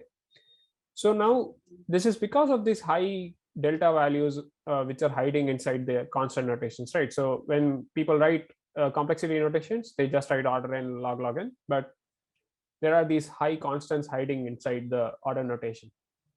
So then what do we do for shoestring budget, right? The answer is not really simple, but let's start with some basics. So we introduced spectral ranking and the Btl model, both of which have been introduced before, but let's just do it once more. So spectral ranking is this. You have a graph of n items where each item represents a node, and there is an edge between 2 items if there is a pairwise comparison between both of these items, right? Now you'll take this graph and construct a Markov chain out of this, such that the probability that you walk over an edge from I to j is going to be dependent upon your preference of item j over item I. So if you prefer item I, you'll just stay at that particular node in the graph or in the Markov chain. And if you prefer item j, then you'll walk over that edge and go to item j. So if you have such a Markov chain and you take the stationary distribution of this Markov chain, then this is going to capture the underlying scores of each of these items, right? So now if you have the underlying scores of each of these items, you can sort them to get a ranking. You can pick the best item by the maximum score and so on.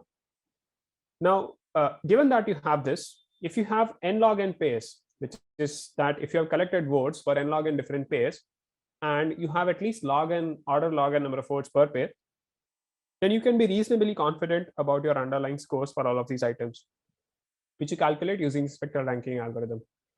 And to model these pairwise probabilities or pairwise comparison probabilities and the scores for all of these underlying items, we use the Btl model, which is that if you have a W, which is a score vector over all of these set of items, then the probability that an item I beats an item j in any pairwise comparison is simply going to be given by Wi upon Wi plus Wj. So now, given all of this, there's one minute thing that we need, right? So because we are in the active setting, and as I showed you, right, you'll query one pair, you'll get the outcome of that pair, and now that you have that particular outcome, you want to decide what next square you want to query. So you want some form of an iterative updation of your algorithm, or some form of iterative updates to your algorithms, right? You don't want to recompute the Markov chain again and again. So for that, we have a simply nice theorem which lets you incrementally update your Markov chain, which you designed for the spectral ranking algorithm, right? So if you have a pair ij over which you observed some vote, say I wins, then you can easily incorporate this particular vote into your Markov chain by making 2 changes. And then if you apply this equation twice, you can incrementally update your Markov chain as well as your stationary distribution. You don't have to recompute things again and again. So now we have everything in place, right? We have a way to calculate scores for items based on pairwise comparisons. We have a way to iteratively update things. So then our algorithm becomes quite simple, right? So we introduce Pairwise, which is broadly divided into 2 phases. The first phase is the initialization phase. In the initialization phase, because you haven't really seen anything, you want some baseline scores for all of these items, right? Somewhere to start from which you'll start refining things. So the first thing that you'll do is a simple max finding over an array. Pick an item, keep on comparing it until it loses. If it loses, pick the winner. Again, keep on comparing it and so on until your set of items expire. So once you do this, that will take n-1 comparisons. And if you have those n-1 comparisons, run the spectral ranking algorithm and generate the first set of preference scores, stationary distribution scores, and your Markov chain. Now, until your budget expires, which is B, at each step, pick the next pair and incrementally update the Markov chain. So you'll pick the next pair such that it benefits you the highest. You want some way of computing what pair is going to benefit you the highest. Once you have that, pick the next pair and then incrementally update the Markov chain and keep on doing this, keep on refining your estimates. And once you have refined all of your estimates, all you need to do is pick out the item which has the highest score. Right. So now the only question that remains over here is that how do we pick the next pair, right? So how do you decide that what pair is going to benefit you the most? And we decide that based on something we term as the disruption measure. So I'll introduce the disruption measure in this slide. But before that, a motivation to pick the next pair is going to come from two things, right? So first thing is going to be a local effect. Local effect is when if you have, say, a bunch of items and you already have some winner based on whatever estimates you have right now, and you have some other item which is not really compared enough number of times with the current winner, right? So let's say your winner was J, but you compared I and J just once, I being your current winner, and then just for the turn, for the throw of a coin, right? So J lost in that particular pairwise comparison, and now it's being thrown back in the ranking. And because of that, it hasn't really got the chance to rise up in the ranking, and I is your current winner, right? So that is the local effect that we want to capture, in the sense that we want to give each item which is not the current winner enough chance so that it can beat the current winner.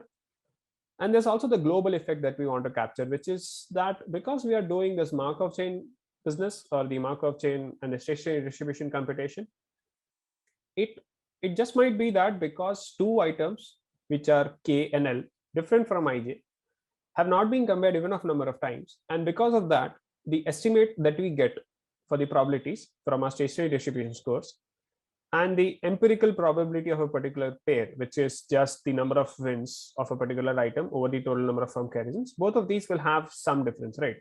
So I'll repeat this again. The empirical probability for an item IJ is the number of times I wins in a pairwise comparison upon the total number of pairwise comparisons for IJ. That is the empirical estimate, which is what we generally do for, let's say, coin tosses.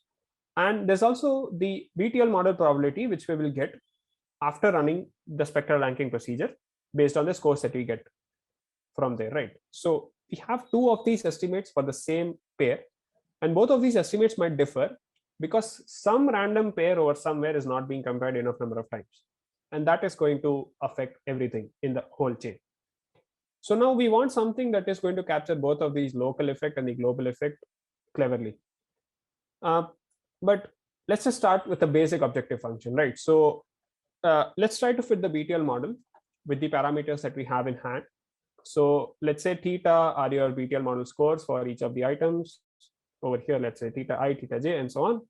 And Nij1 over here represents the number of times I beats j in a pairwise comparison. So this is what the data you have based on the pairwise comparisons that you have seen so far. Nij0 is going to be the number of times j beats I, and so on. So your theta I should, in a sense, follow log Nij1, and theta j should, in a sense, follow log Nij0, and we simply follow a least squares objective function to fit both of these. So if you want to fit a least squares objective function for this parameters, we'll take the gradient of that function with respect to theta, equate it to 0, and so on. So the gradient is going to look like this until you have observed some set of pairwise comparisons S. Now let's say you add one more comparison to this set S, right? So you have some set.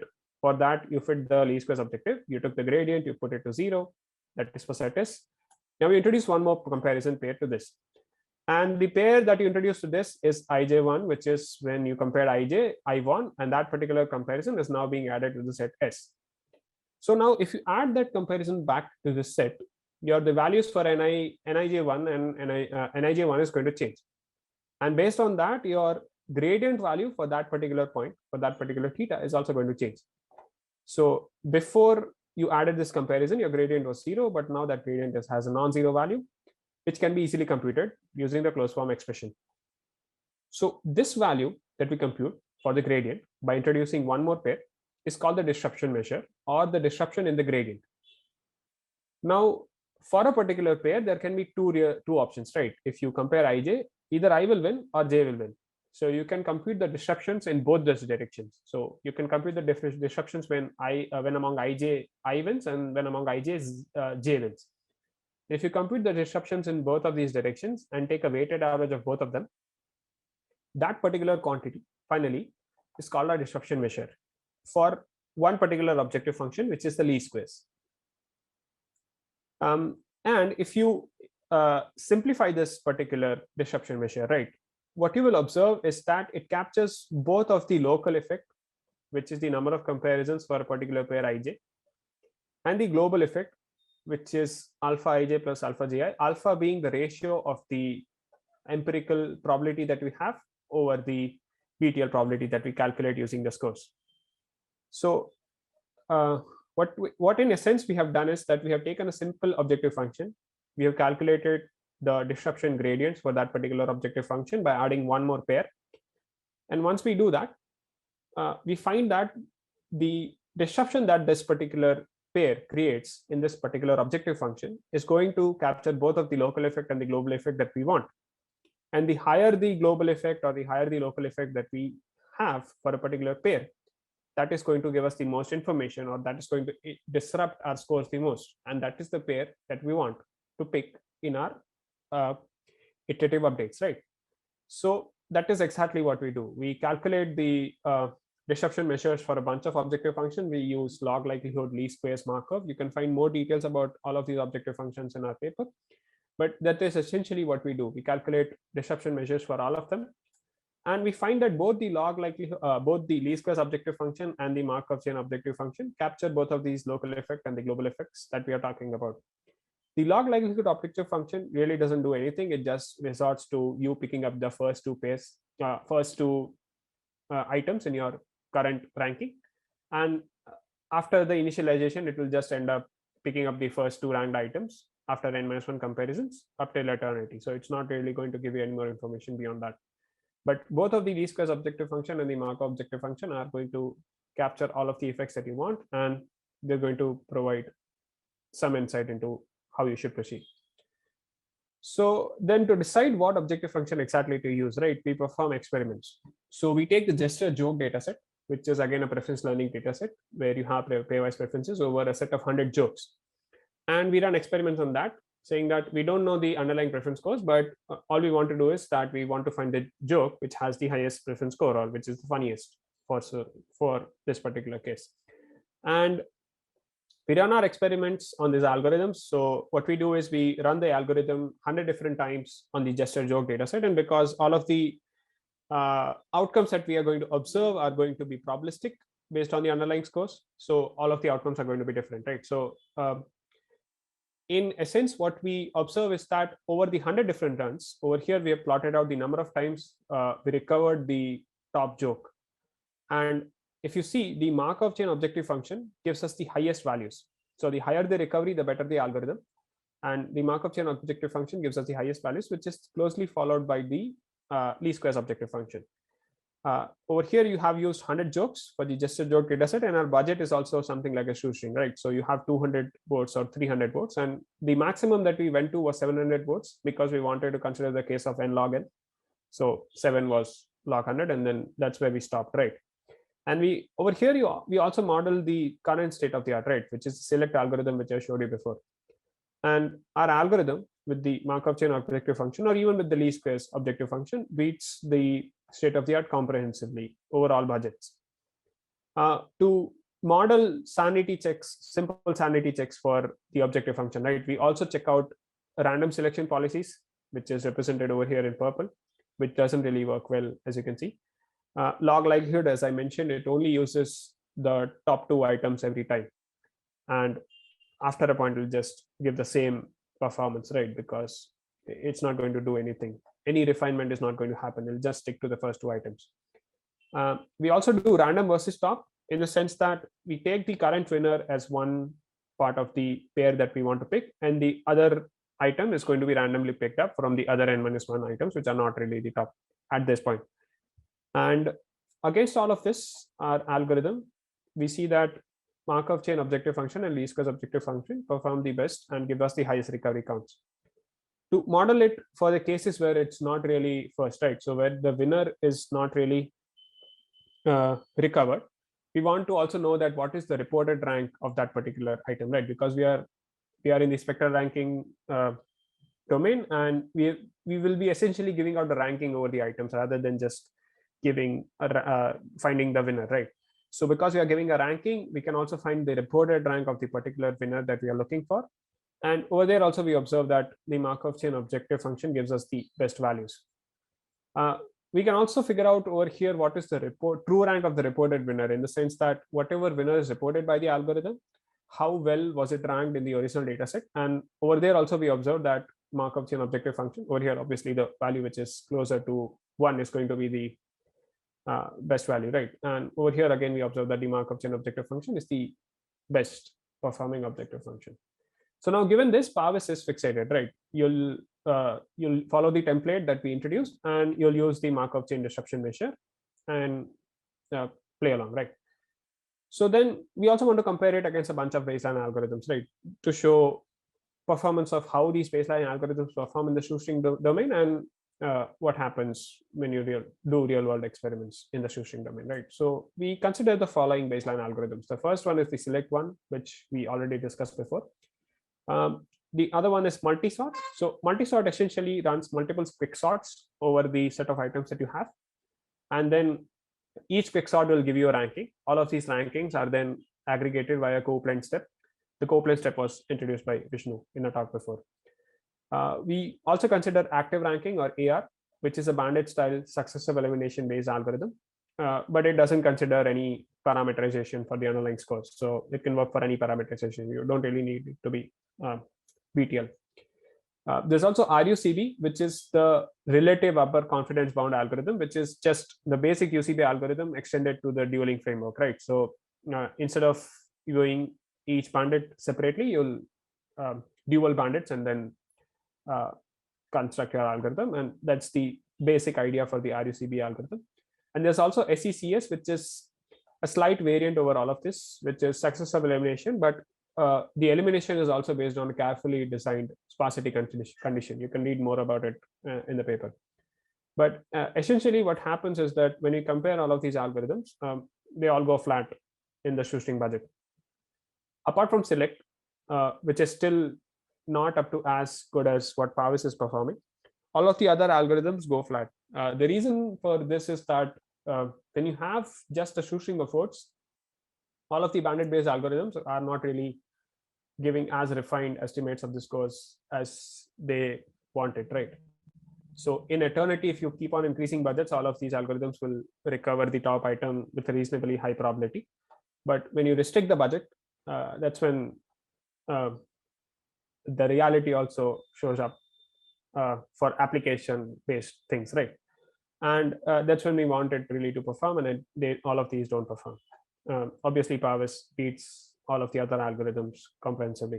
The only kink that we observe over here is this one, which is this particular thing where on the budget of 100, we are not the best. And then again, the performance shoots up drastically as you go from budget to 200. The reason for that is that over here, we have just had the phase one of our algorithm, which is completed.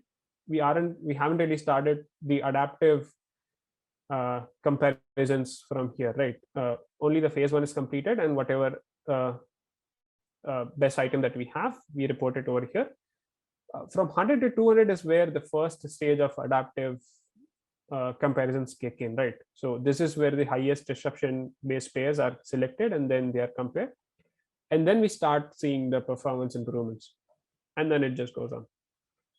So you again observe this particular performance for all of the other metrics as well, right? So reported rank of the true winner and true rank of the reported winner.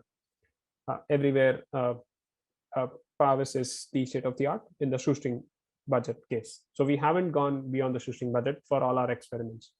And over here, we have presented just the joke data set, but we have 5 real world data sets, which have all different separation values that we tested it out on. And we also have simulated data sets to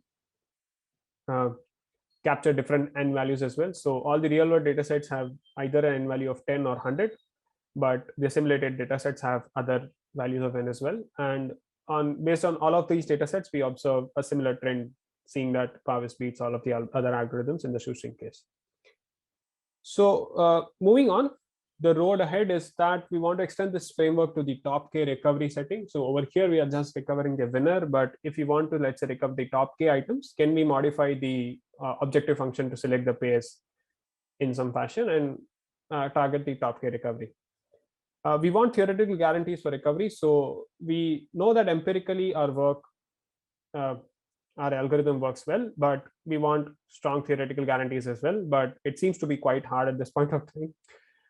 And all reviewers also agreed. So we'll see about that. We also want to introduce adversarially corrupted comparisons, in the sense that whenever you query comparisons to crowdsourced workers or to, in general, to the open public out there, what happens is that there might be people who might want to game your system, right? So let's say you host your algorithm on something like IMDb, and there are people who are Marvel fans and DC fans. So then obviously they will vote for things that they like, or things that they want to win, or things against that they don't want to win, and so on, right? They don't want some things to win, and then they'll adversarially corrupt the comparisons and so on. And then what we want is that we want an algorithm which is robust to all of these adversarially corrupted comparisons. And in a sense, we want to root out all of the malicious people as well.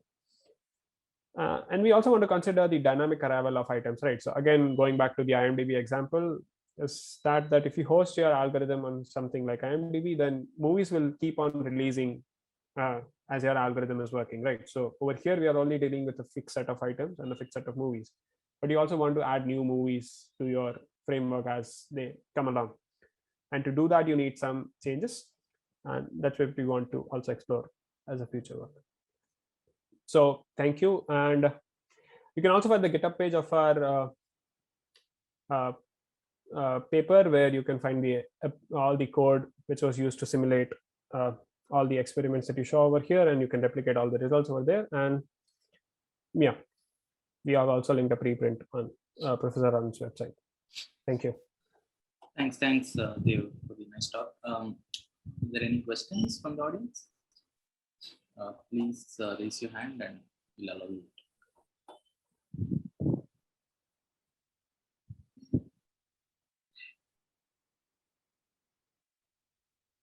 Okay, so if there are no questions, or if you have other questions, please type them on the Q&A box later, and I request Dev to answer them.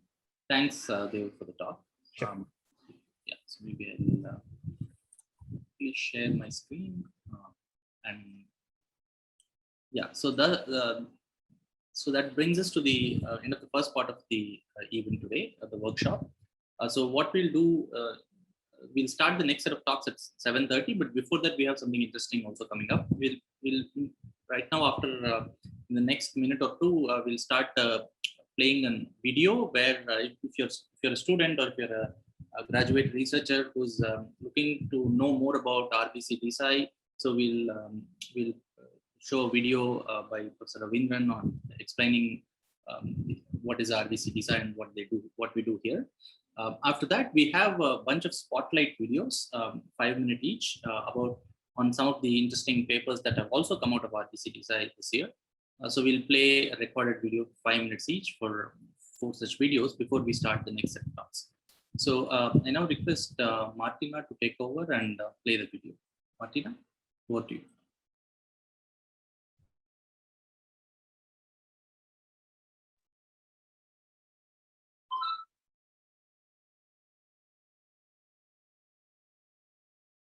Hello everyone, I'm Ravindran, a faculty in Computer Science and Engineering at IIT Madras. I also head the Robert Bott Center for Data Science and AI at IITM, one of the largest interdisciplinary AI centers in India.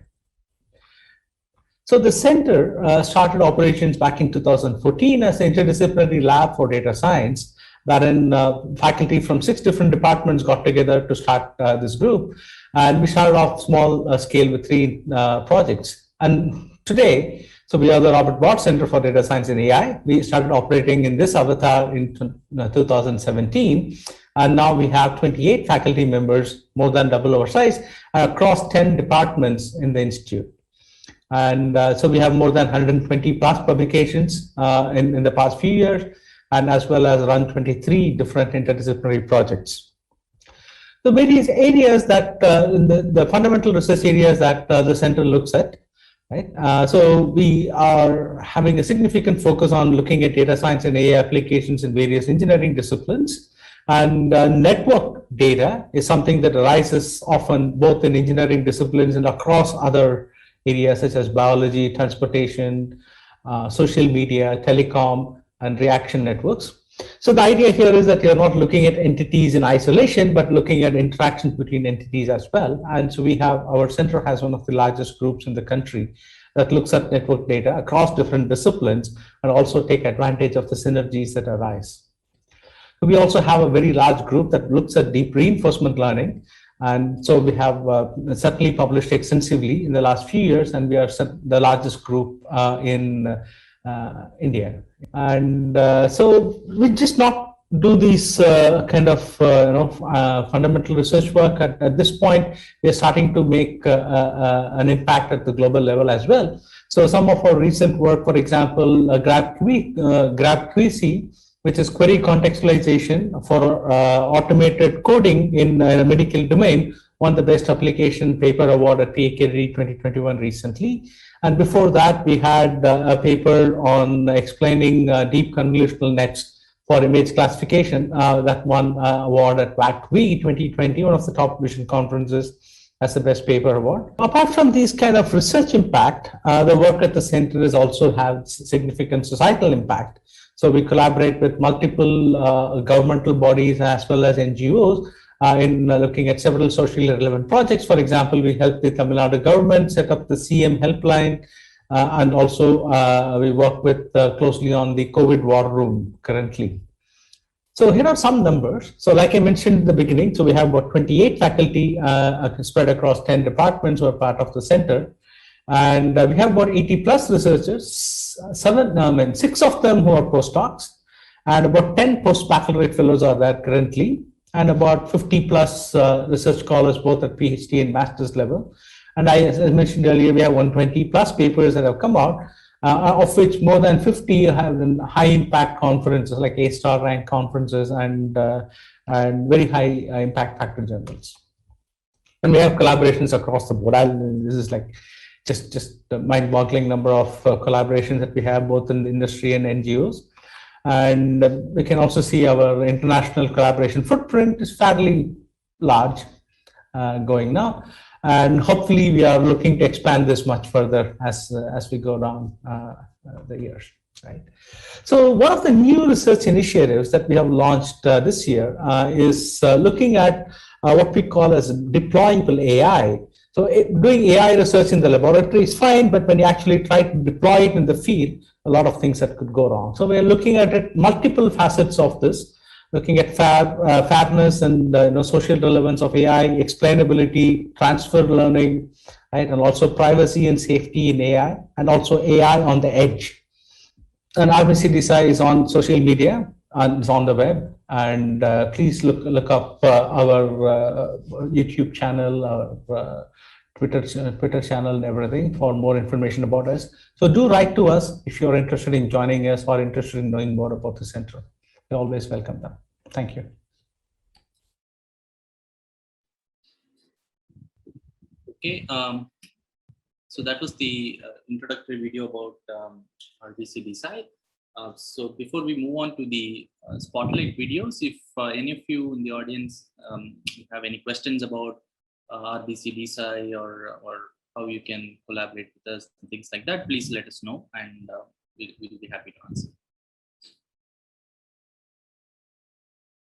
Are there any specific questions at this point?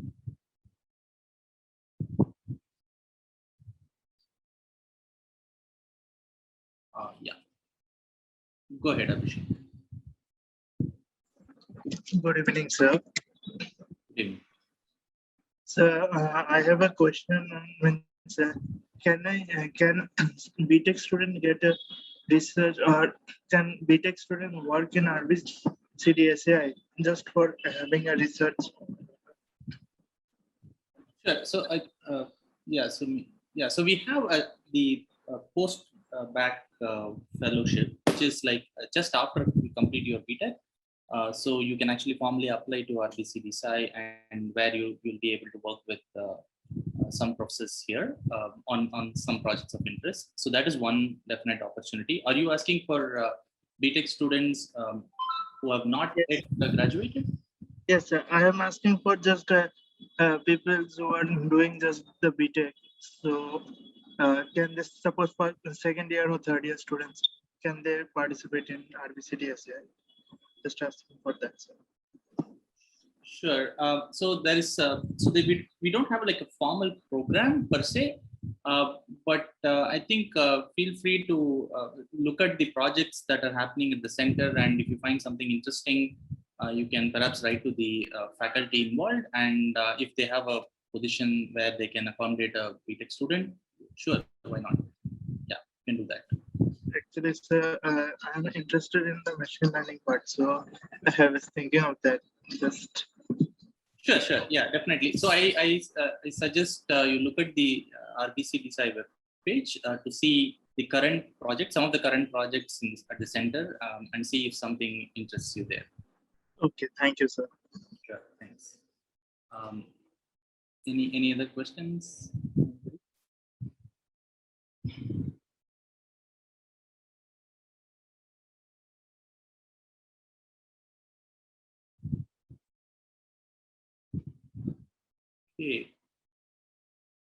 Okay, so what we can do is, we'll go to the next part of the program, so which is the spotlight videos, and we have spotlight videos by of 4 different papers authored by Bharat Manvi, Karthik V, Rajan Kumar Soni, and Pawan Ravishankar. So I think some of the speakers are also here. So in case you have any questions about these talks, you can either type them in the question and answers box, or you can also reach out to these speakers. So maybe we can start. It's just 7-8, but I think we can get started. Martina, if you want to play these videos.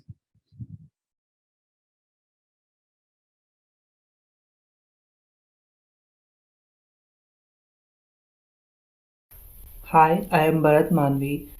Today I am going to present on simultaneous beamforming and trajectory tracking in a multi-agent formation. So let's get started. So let me start with the motivation for the problem. Say there are a bunch of agents which are collecting some information, which have a isotropic antennas on them, and there is a direction in which the receiver is present, and the information which they are collecting on ground, they want to send that information towards a receiver which is very far away, and also these agents take the command from the faraway receiver to operate. So now the goal is to make sure that the energy of the information which reaches the receiver is high enough to reconstruct the signal. Similarly, the case with the commands, so that the commands can be reconstructed.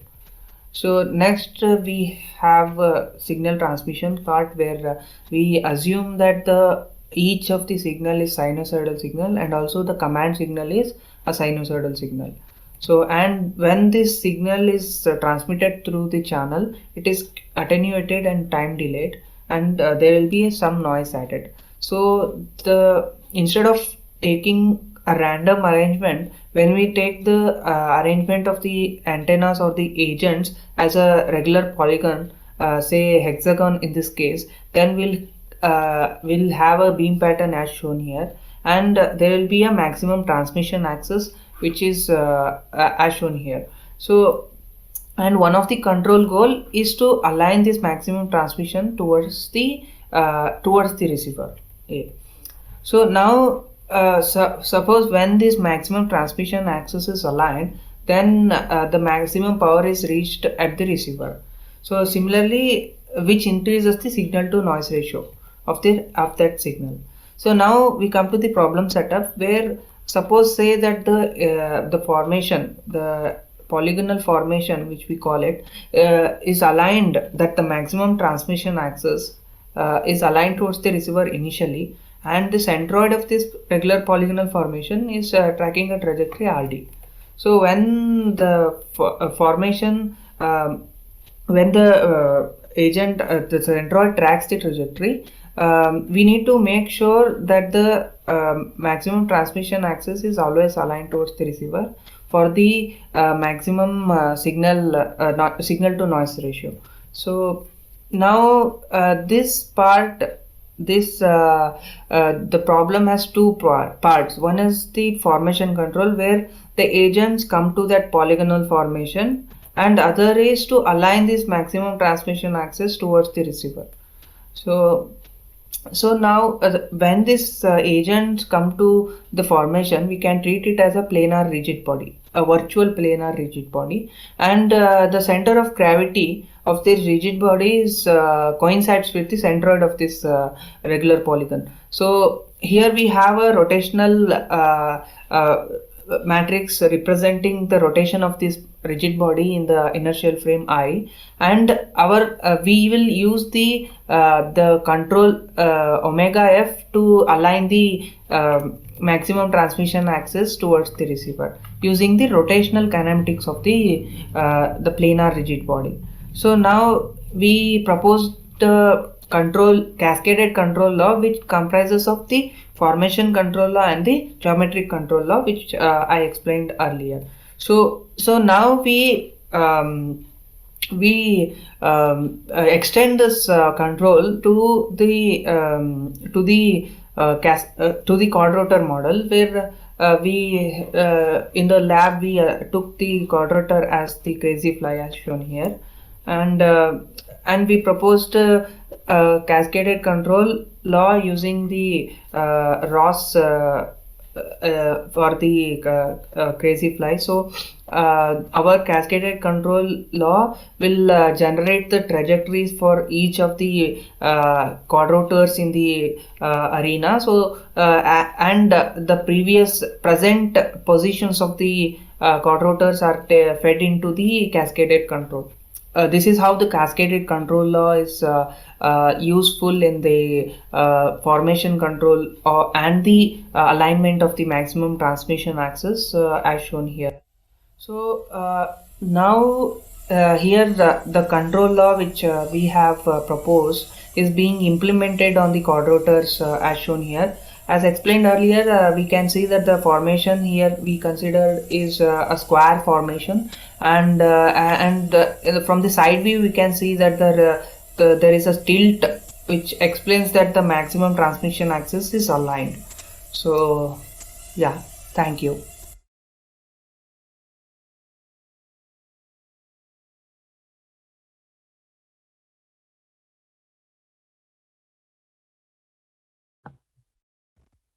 Hello everyone. Welcome to the 11th workshop on recent progress in data science and AI. Today I'm happy to be presenting our work, a joint training framework for open world knowledge graph embeddings.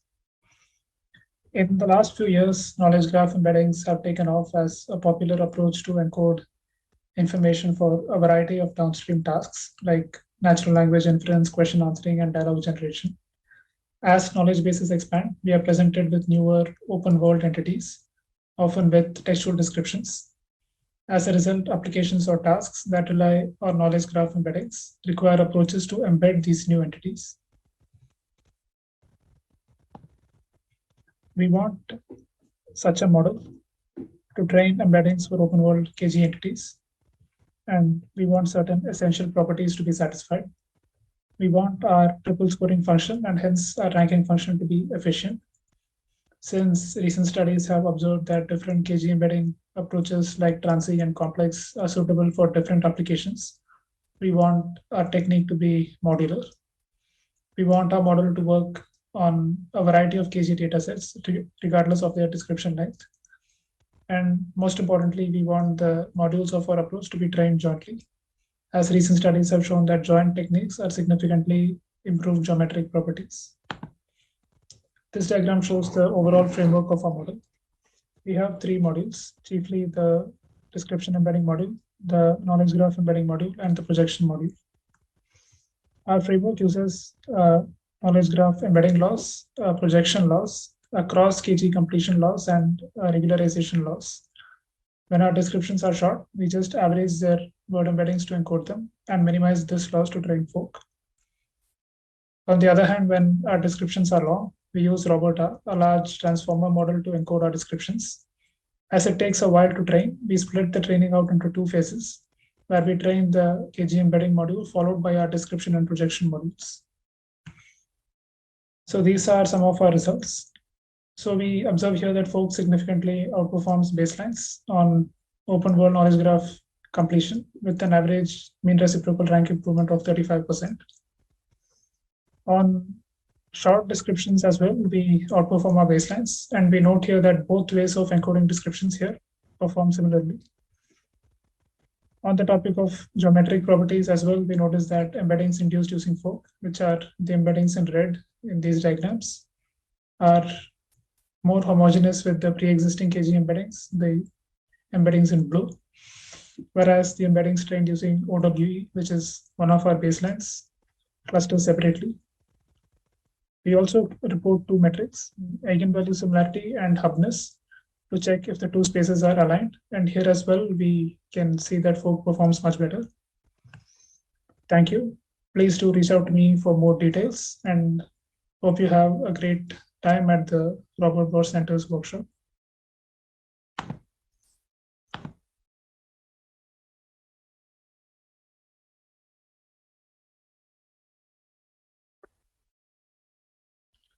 Hi all, I am Rajan Kumar Soni. I will be presenting a paper entitled Metric Learning for Comparison of HMMs Using Graph Neural Networks.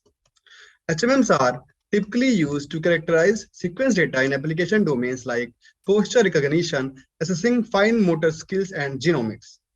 This implies that an ability to compare HMMs can help us in answering questions such as these. There exist some metrics in the literature to compare HMMs. Some of them are graph matching based metric computes the similarity between two HMMs as the similarity between their adjacency structures.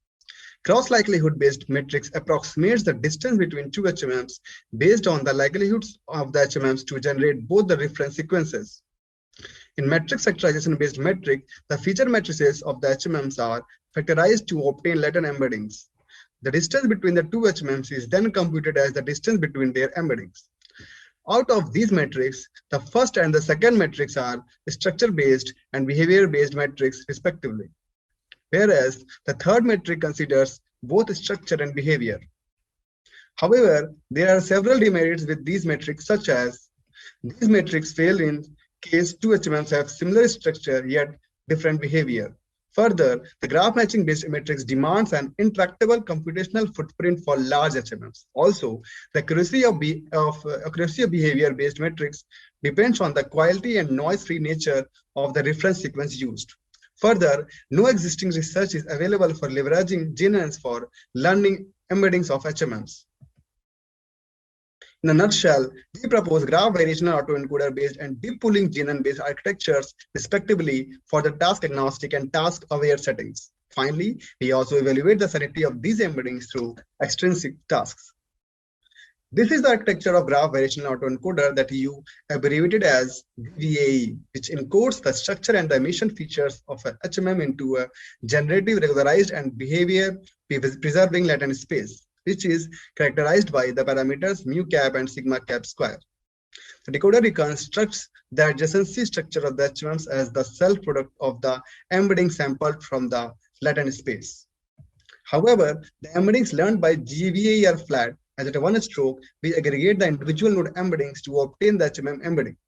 This leads to losing important localized behavioral patterns. To address this demerit, we propose using a deep pooling based GNN which learns the HMM embedding by hierarchically aggregating the embeddings of localized spectral clusters.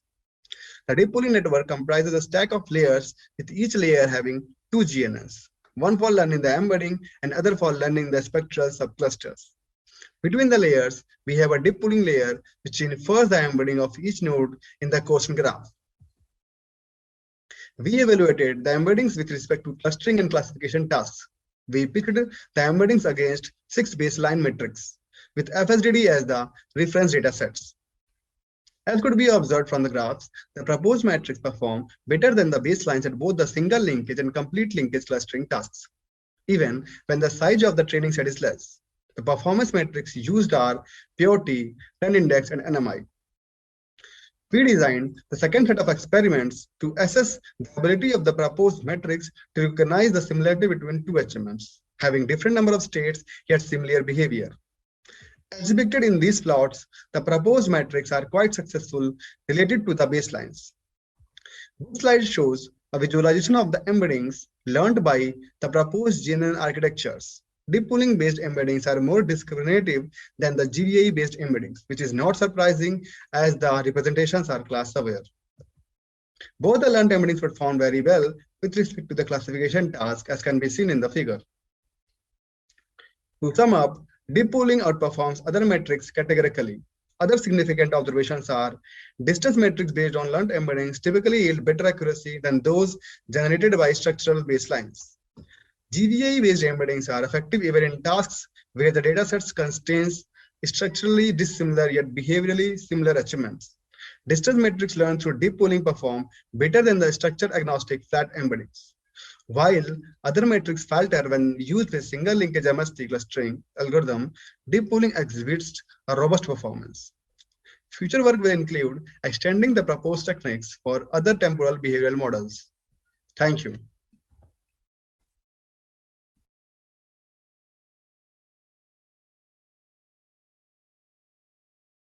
Approach for unfair edge prioritization and discrimination removal.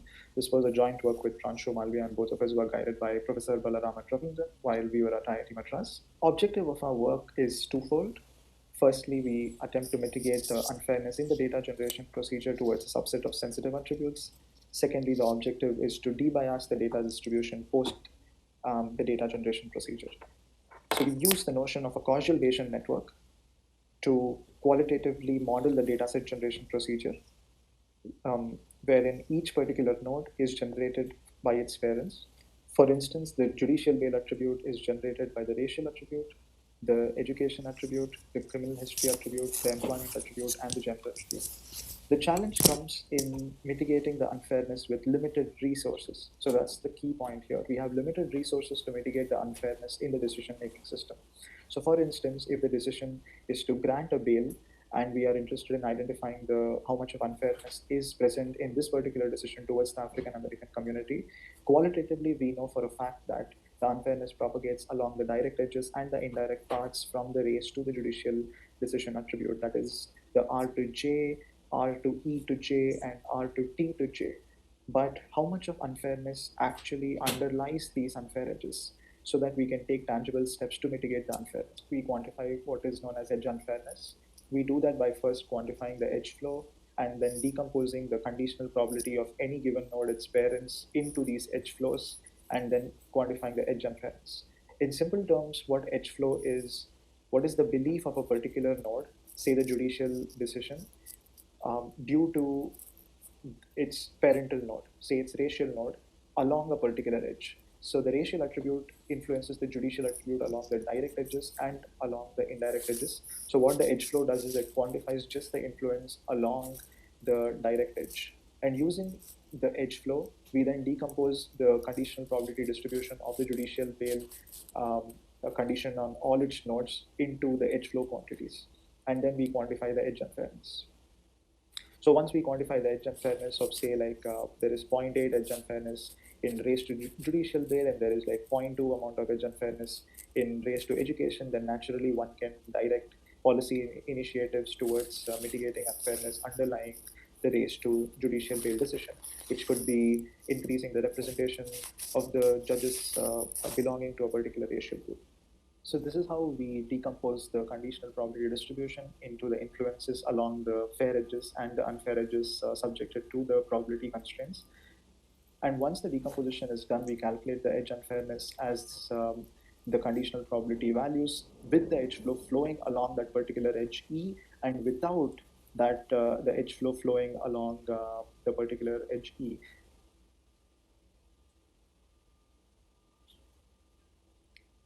Now, once we formulate what is known as edge unfairness, we then derive the result that the cumulative unfairness in any particular decision, say the judicial bail decision, towards the African American community, which is formalized by the node S here, is non-existent when the edge unfairness is eliminated in all the unfair edges.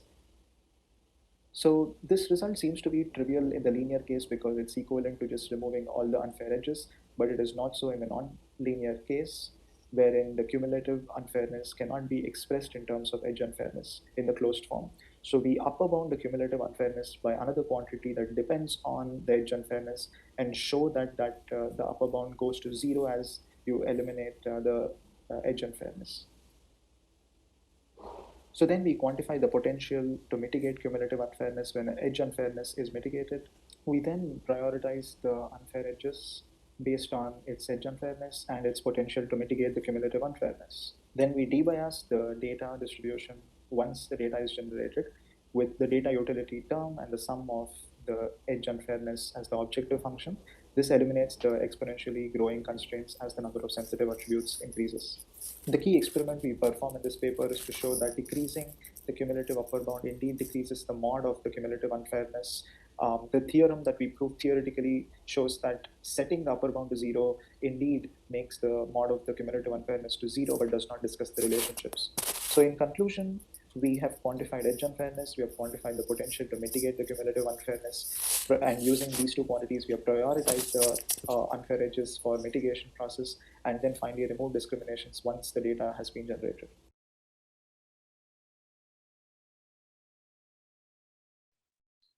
Okay, great. Thanks, Martina. So those were the spotlight talks. Let me share my screen. So we now come to the second part of the workshop. So we have 3 more exciting talks up. So the next talk would be on semi-supervised deep learning for multiplex networks. This would be by Anusya Mitra. And this was a paper in KDD 2021. I guess we can wait for a minute before we get started. Anusya, maybe you can set up your presentation if you are around. Is my screen visible? Not yet.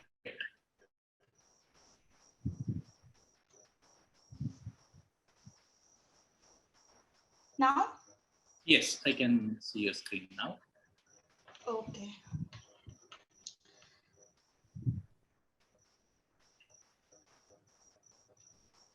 Should I start? Yes, Anusya, maybe you can get started. Yeah. Hello everyone, I am Anusha Mitra, a senior PhD scholar from Indian Institute of Technology, Guwahati, and I welcome you all to the presentation of my paper titled Semi-Supervised Deep Learning for Multiplex Networks.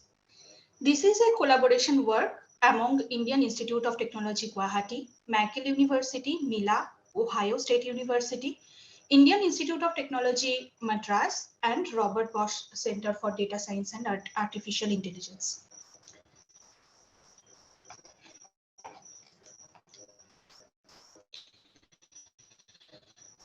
So to give you a background on multiplex networks, let us first understand the structure of multiplex networks by a few real-world examples.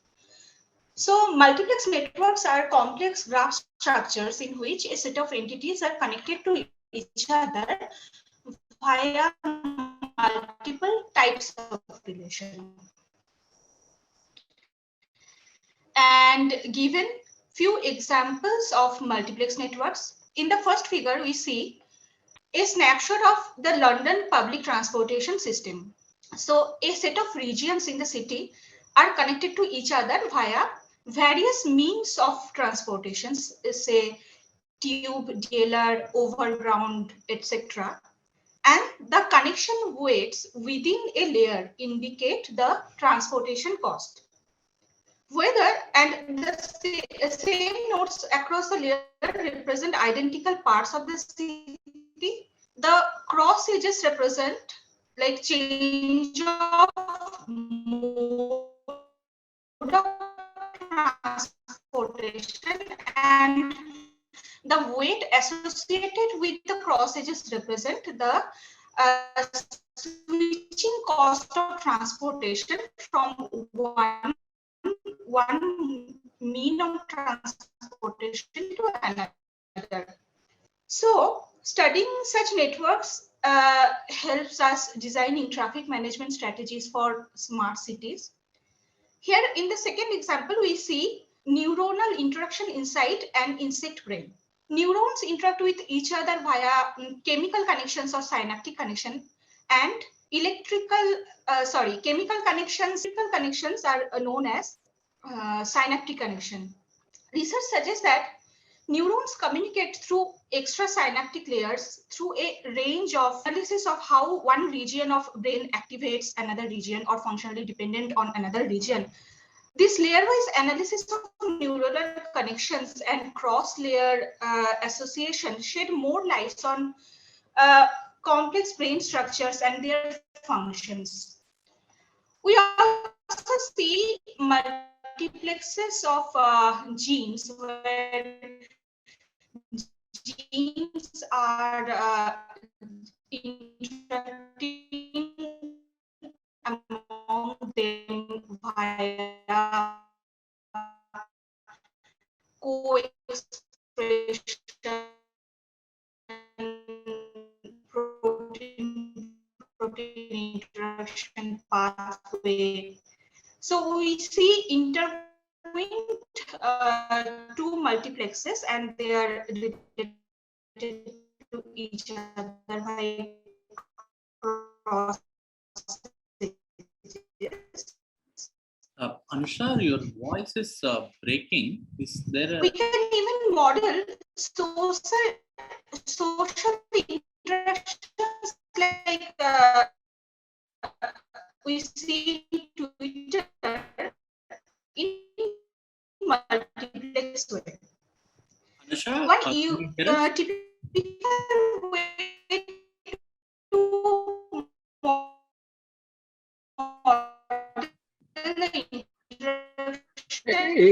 the Anusha, among the users via in terms of tweets, retweets, replies, mentions, but also see based on their interest in certain social issues like refugees, education, economy, women's rights. We can model the user interaction in layer-wise manner, where user interaction within a layer would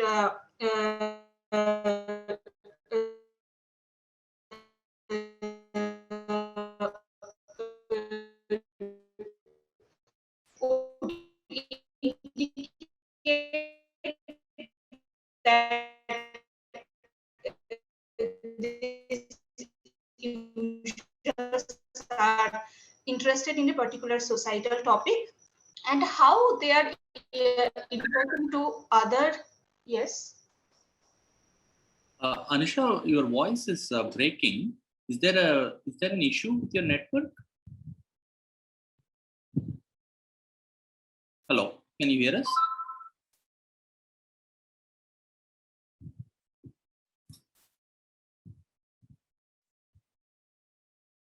Anusha, are you still on the call?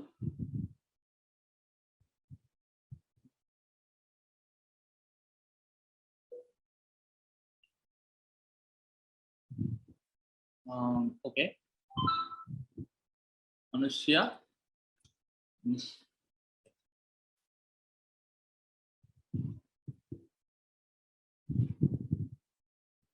Okay, so let me quickly check if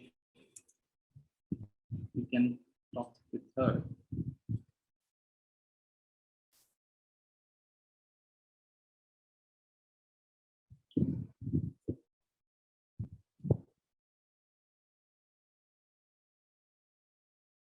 By the way, is Rohan Safal around?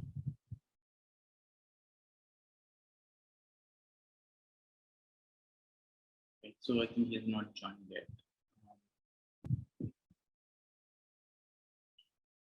So let's wait for a minute to see if Anushya can. Hello. Yeah, Anushya, can you hear us?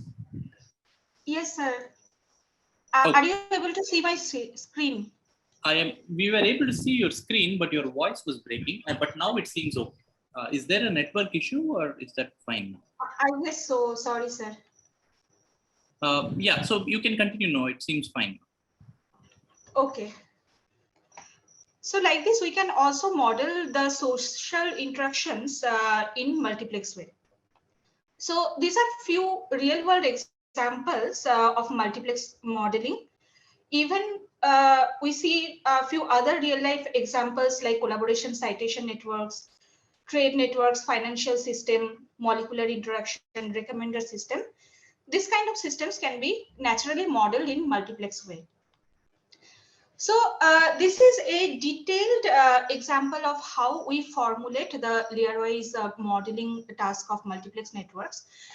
We see one example multiplex network of paper-to-paper association, where the blue layer indicates the co-authorship information, like two papers will be associated if they have common author. And the green one is based on the citation relationship. If one paper cites another paper, then there will be age between them. And if two papers are related to same field of study, then we can associate them by cross their ages based on common subjects. So this is one example, two-layer multiplex network. And the within network, within their interactions are called as intra-layer adjacencies. And this kind of multi-layer architecture we often model in form of supra-adjacency matrix like this, where it comprises of component adjacencies based on the main diagonal. We have the within layer adjacencies like intra-layer adjacencies of common co-authorship or citation relation, and along the off-diagonal elements we have cross-layer association or inter-layer adjacency. So we have a multiplex graph G of R layers, G1 to GR, assuming we have a set of R number of relations in the underlying graph, and each relational graph can be described via this triplet, where V is set of nodes which is common among all the relational layers, and AR is adjacency matrix pertaining to the relation R, and it is a set of intra-layer and inter-layer adjacencies which is related to the relation R. And X is node feature matrix or node attribute matrix, assuming each node can be associated with a set of F number of features. So this is how the notations look like for multiplex networks. And we are interested in a transductive setup for semi-supervised learning.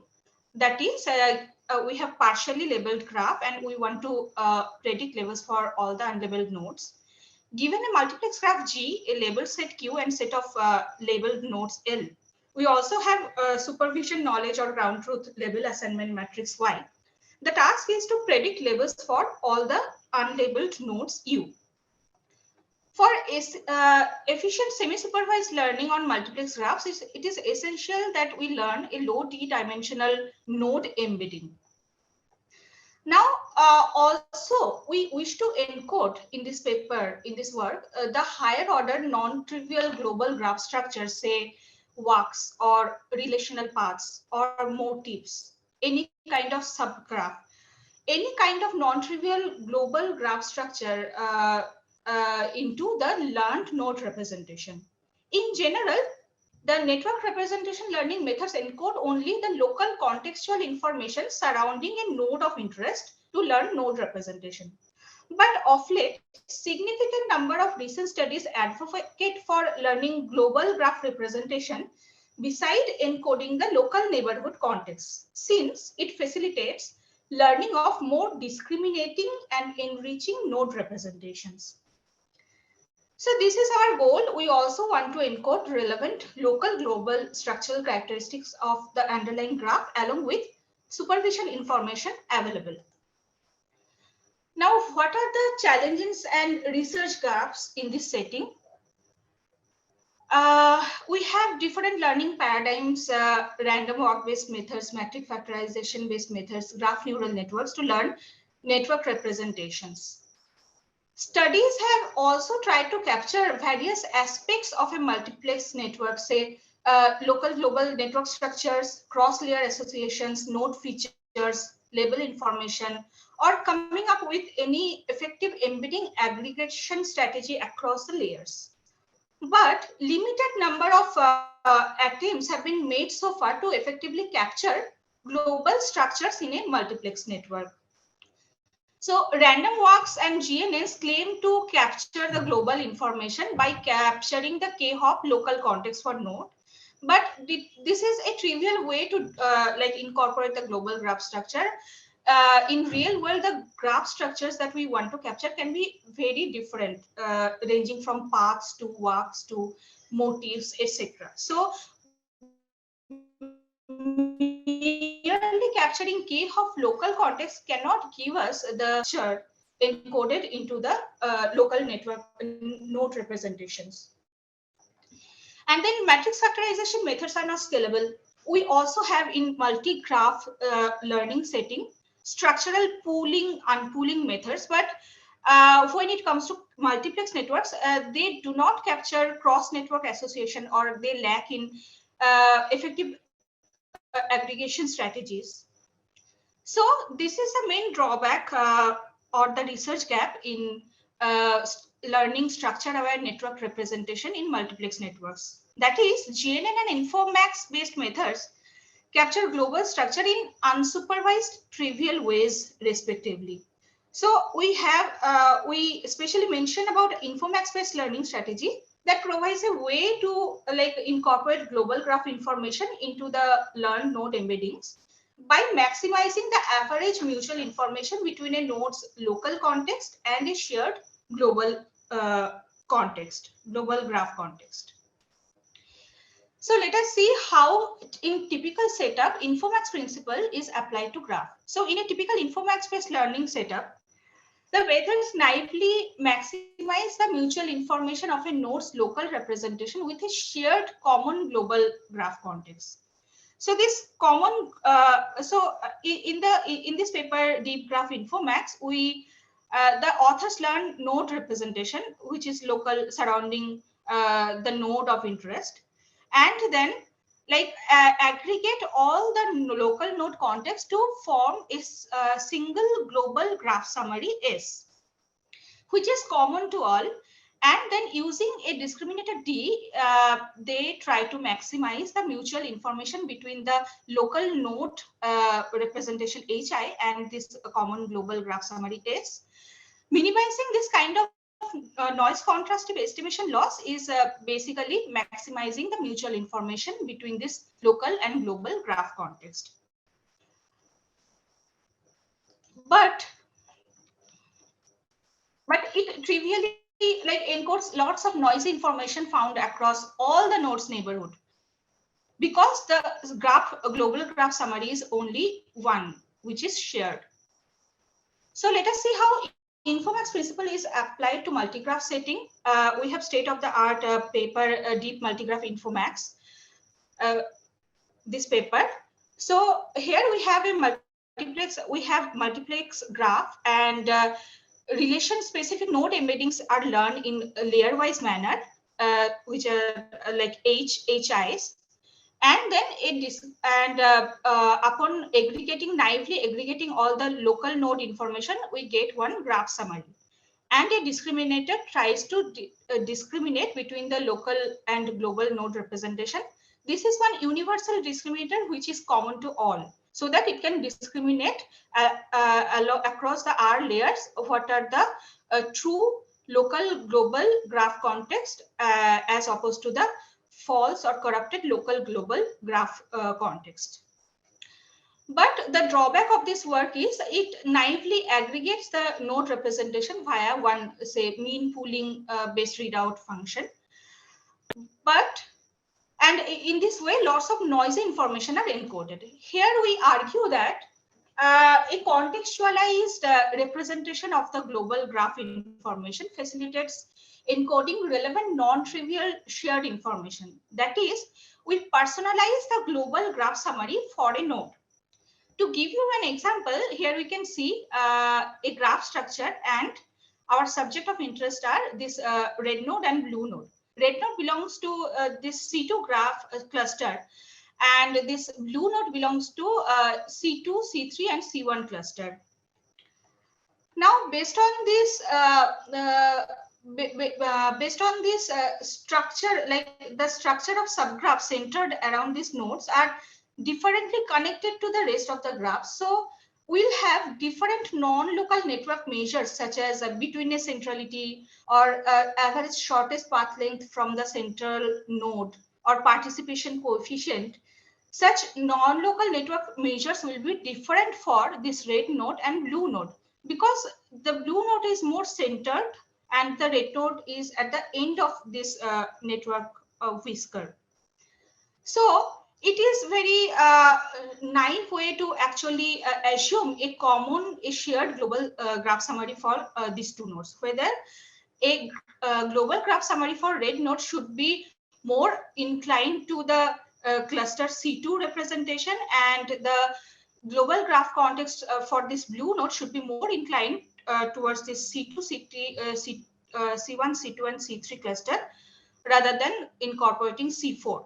So here we propose structure-aware InfoMax principle. We personalize the global graph context for all the nodes in the network. And as a mean to do that, we learn clusters, logical grouping of nodes in a way to generate contextualized global graph summary for each node. How, that we'll see in the following slides. So these are our contributions. We propose a novel joint node cluster representation learning framework that uses a structure-aware InfoMax principle. And this structure-aware InfoMax principle considers node contextualized global graph representation as opposed to a single shared global graph summary. To generate this node contextualized global graph representation, we learn label-informed clusters. So this is the end-to-end architecture of our proposed method, semi-supervised deep cluster multiplex. And roughly the learning happens in these 5 stages. Like first, we learn relation-specific node representation via GCN in each layer. We generate the node embeddings and then encode the label-informed clusters via learning a cluster set of cluster embeddings and this node to cluster association matrix simultaneously. Then we generate cluster-aware graph summaries for each node and use a discriminator to discriminate between pair of local global graph contexts from corrupted ones. And since we also wish to capture the diverse structural aspects of a multiplex graph, we also incorporate the cross HS via cross graph regularization. Also, we have attentive aggregation strategy to combine the nodes, relation-specific node embeddings to a single node representation. And at the end, we have a semi-supervision loss. So these are few of the building blocks of this architecture. So we have relational GCN that captures M local neighborhood context. So here is M hop, M layer, hidden layers, followed by dropout layer to prevent from overfitting, and followed by one nonlinear activation function, which generates the node embeddings. And then with the generated node embeddings, we randomly initialize the cluster embeddings, and via a projection layer followed by softmax activation function, we learn node to cluster association matrix that gives us a probability of the propensity with which a node belongs to a set of clusters. And to learn this cluster, we use label correlation similarity kernel defined between the label node. We argue that this is a powerful way to capture powerful kind of node proximity, because we can associate two nodes who are at like longer hop distance than m hop that we are considering in our GCN learning phase.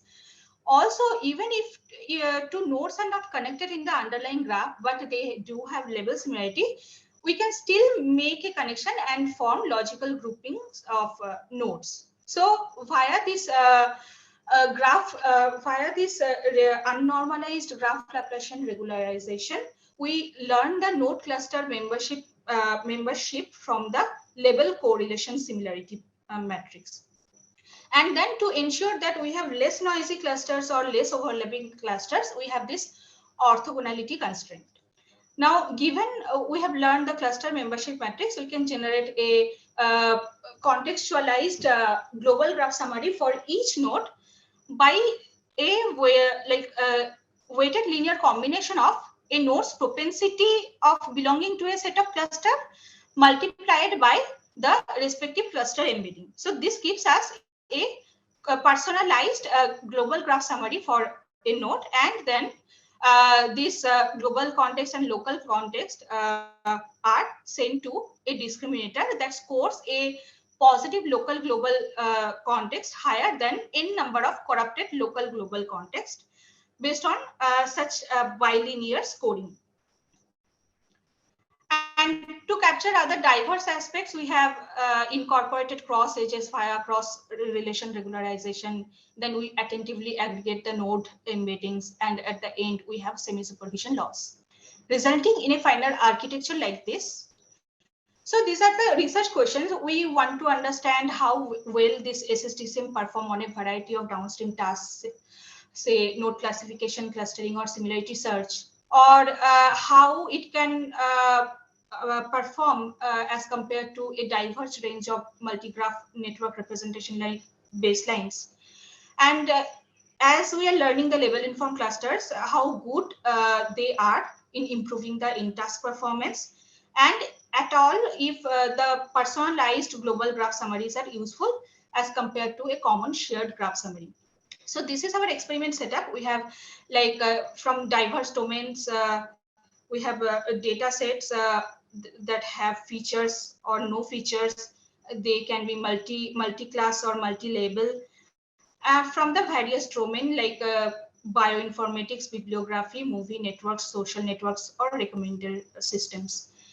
And then we have these diverge state-of-the-art baselines from various multi-graph settings, and we compare them based on what aspects of multiplex network they are capable of capturing.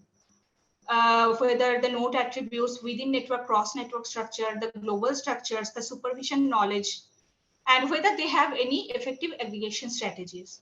So we see that SSTCM incorporates all the diverse aspects of a multiplex network as compared to the other competing method. So SSTCM gives state-of-the-art performance on node classification clustering task. We see that, so this is our first research question that we aim to address. We interpret the node classification result in terms of micro F1 score, and we calculate an NMI normalized mutual information score for the clustering task. We see SSTCM for the node classification task beats all the methods, DMGI, deep multiplex graph Infomax being the second, but not on Flickr and SLAP.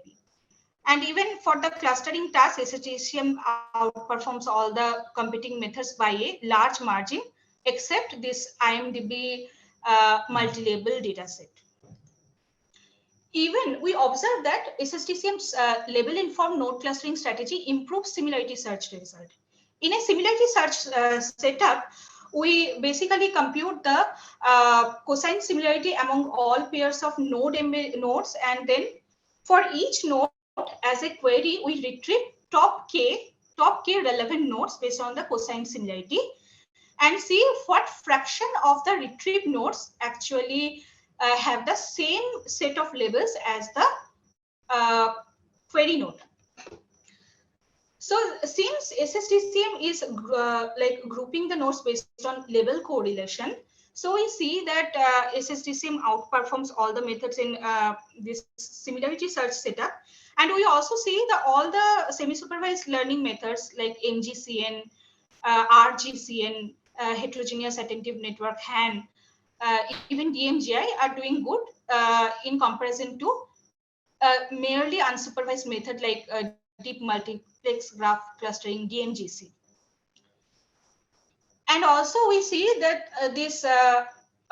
so in this ablation study, we want to find out the contribution of the label informed clusters. So we vary the number of clusters K in some ranges and find out like how it is affecting the clustering results and even node classification result. So here I want to distinguish between two kind of NMI score. We have normal NMI score that we generate node embeddings and give it to clustering algorithms like K-means and C-means to compute the normalized mutual information score. And then since we are learning the clusters, cluster matrix, node cluster association, we get the cluster prediction from the learned matrix as well. And we call this, and comparing it to the ground truth labels, we call this NMI-C. So we see as we are as the number of clusters are increasing, we also see in relation-wise manner the NMI scores are improving. NMI-C scores are improving. Even we see in other data set also. So this gives us proof that okay, label informed clusters are actually improving the in-task performance. We also plot the node embeddings of semi-supervised computing methods via TSNE visualization, and we see the SSDCM gives us well-separated homophilous clusters of nodes. Here, the color code indicate the functional classes, and this we have plotted for Flickr dataset, which has 7 functional classes, and we see well-separated homophilous clusters for SSDCM as compared to the other methods. And this is the most important ablation study in our work, because we wanted to find out how good is a node contextualized global graph summary as compared to the common shared global graph summary. So we introduced a number of variants of SSDCM where we kept the cluster learning part intact and used various structure-aware pooling strategies like top-K pool, structure-aware attentive graph pool, adaptive structure-aware pooling, SAP pool, and we compared these variants with our cluster-aware graph summary generation. So this discriminator uses a single structure-aware global graph summary, and these are the results which are better than DMGI, but not as good as SSDCM. And we see personalization or contextualization of the global graph summary for the nodes actually improves the in-task performance. So this gives us proof that this node contextualized global graph summary is beneficial. And to conclude, SSDCM incorporates a unique structure-aware Infomax-based learning strategy and learns contextualized global graph summaries to jointly model nodes and clusters. And in future, we'll be interested to see like if we could we can generalize the SSDCM framework for other multi-layer graphs where we may have various types of node in each layer as like compared to multiplex setting. And even if we could generalize SSDCM for simple homogeneous graphs. And what if we, instead of label our structural Infomax, we have unsupervised clustering criteria for our structure-aware Infomax? Will they have similar benefits? Or if we could compare the performances of semi-supervised and unsupervised structure-aware Infomax? So this concludes my presentation. Any questions are welcome. Thanks, Anuswa, for the talk. So in the interest of time, if there are questions, I would like the attendees to paste them in the Q&A box, and Anuswa, you can respond to them there. Thank you again for the talk. Yes, sir. So we'll go to the next presentation now. So this would be on sample efficient ensemble reinforcement learning, and will be presented by Rohan Safal. So this is a paper that was presented at AMAS 2021 earlier this year. Yeah, over to you, Rohan. Recording in progress. Hi, I'll be presenting SERL, Sample Efficient Ensemble Reinforcement Learning. This is a collaborative work with Dr. Balraman Ravindran from IIT Madras and RBCDSAI, Dhivat Samudigre from Facebook, Sasikant Chavancha, and Bharat Kaul from Parallel Computing Labs at Intel. Before we go into SERL, I would like to give a brief introduction to reinforcement learning. So reinforcement learning essentially deals with sequential decision making.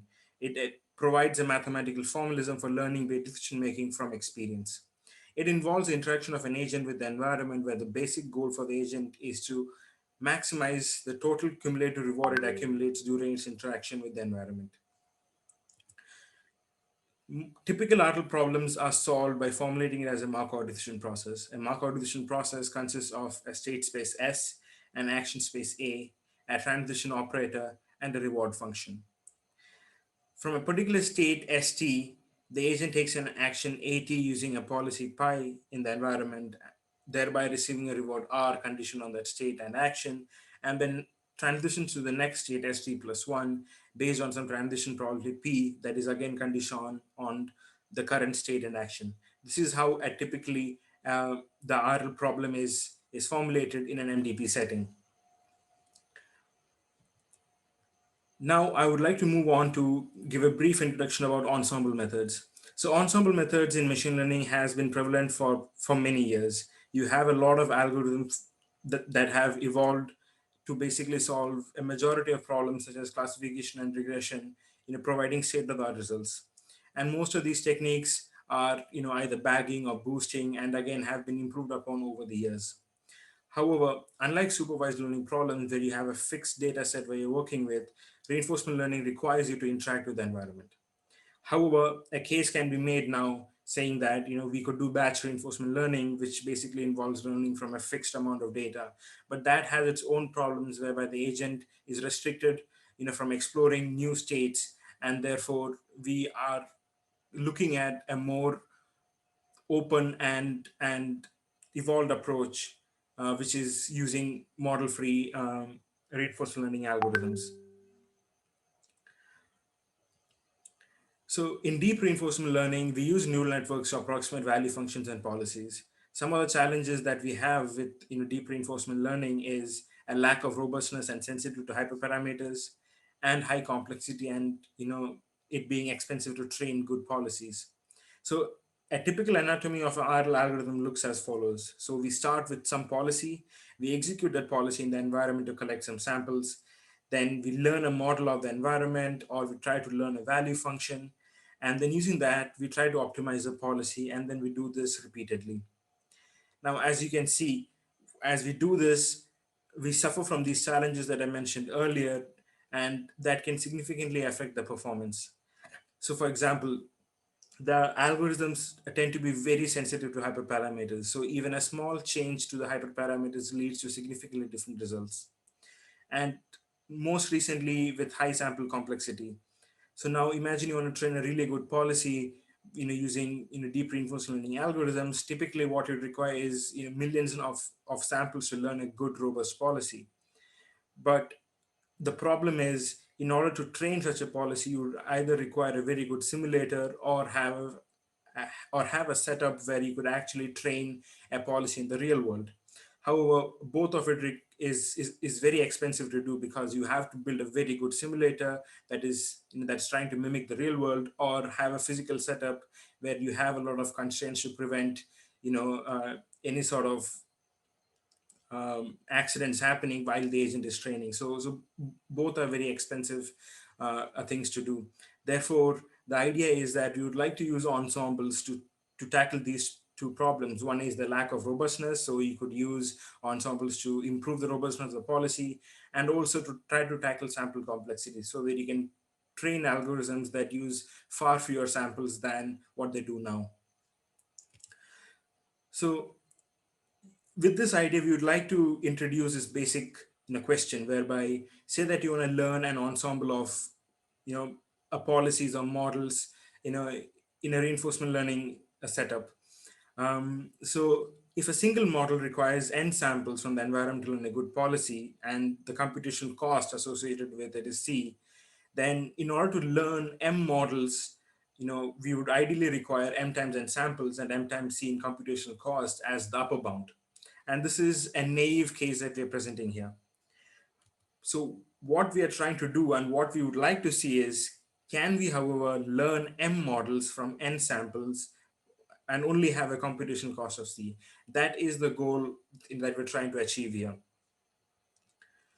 So before delving into more details about Searle, I would like to give a brief background about ensembles in RL. So ensembles in RL has been there since some time. So the most initial work in this particular field started around 2008, and it was mostly focused on classical RL algorithms. And it mostly involved combining different value functions or policies, but they did not really look at large state space or action spaces, and therefore did not have to really worry about sample complexity. So, but now if you look at environments that we deal with now, they have very large state space and very large action spaces, and therefore a lot of these methods do not really hold once you have these kind of settings where you're trying to train an agent. So now if you look at some of the most recent works, you see that all of them have been adapted to try to train and work across very large states and action spaces. So you have algorithms such as average DQN, bootstrap DQN, and sunrise. So in average DQN, for example, you have multiple Q networks that have been trained in parallel, and you have the different Q values from each of the networks. And these different Q values are essentially averaged together. And the idea here is that by doing this ensemble of Q values, you're able to reduce the overall variance in that estimation of a Q value from which your policy is optimized. Similarly, in Bootstrap DQN, you have multiple Q networks that are trained in parallel, but instead of combining them like you have an average DQN, what you do is you essentially choose a random Q network from the set, and then use that particular Q value to optimize your policy. And the idea here is that when you choose this random particular Q value from this particular Q network, you're essentially exploring a particular portion of the state space better, and therefore that allows for exploration and then improves the policy much better than just doing naive averaging. Now, most recently, we have Sunrise, whereby again they use multiple Q networks, but instead of choosing the final action based on an average Q value or from a single Q network, they essentially look at the distribution of the Q values and calculate an upper confidence bound of the Q values.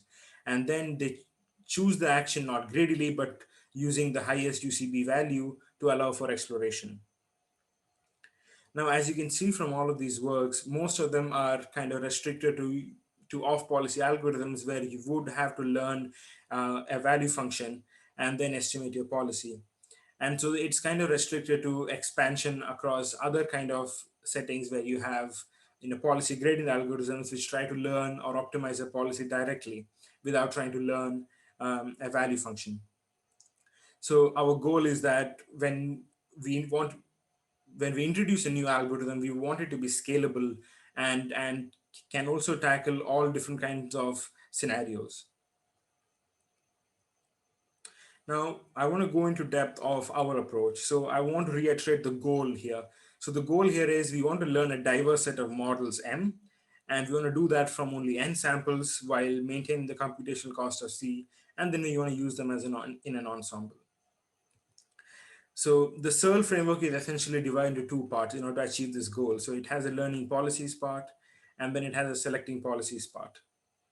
So learning policies part aims at learning a good ensemble of models, and then the selecting policies part essentially is to prune out and select a subset of models from this larger set of models that we have learned from the first phase.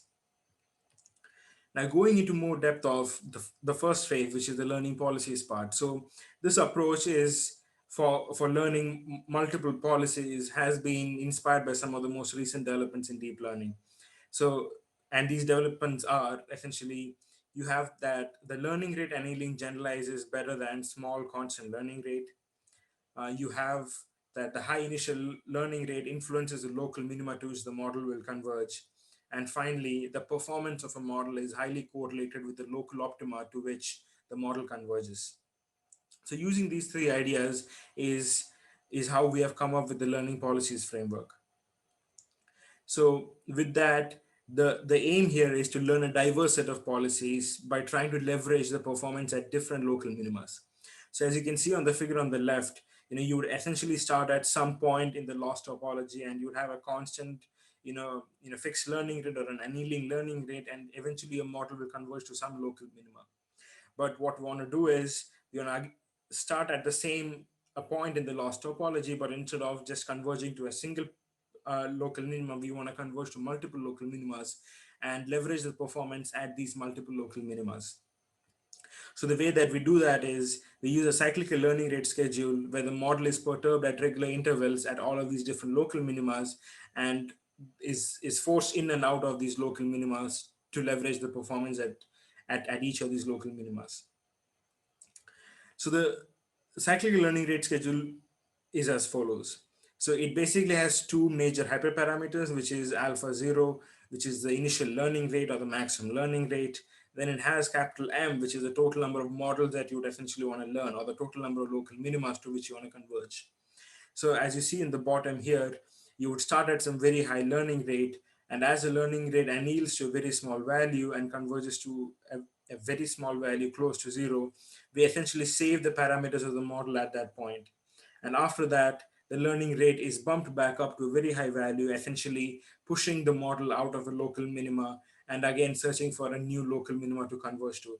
And after that, we again save the parameters when the learning rate value anneals to a very small value. And at each such instances, by doing this, we essentially are able to learn a diverse set of policies. So once we learn the policies using this particular learning rate schedule, we want to avoid bias from inferior policies. So you can imagine that as you learn a lot of different policies, there could be some policies that are better than others and some that perform really poorly. So the idea is that we want to prevent the bias from the poorer policies to basically creep in our final ensemble. And so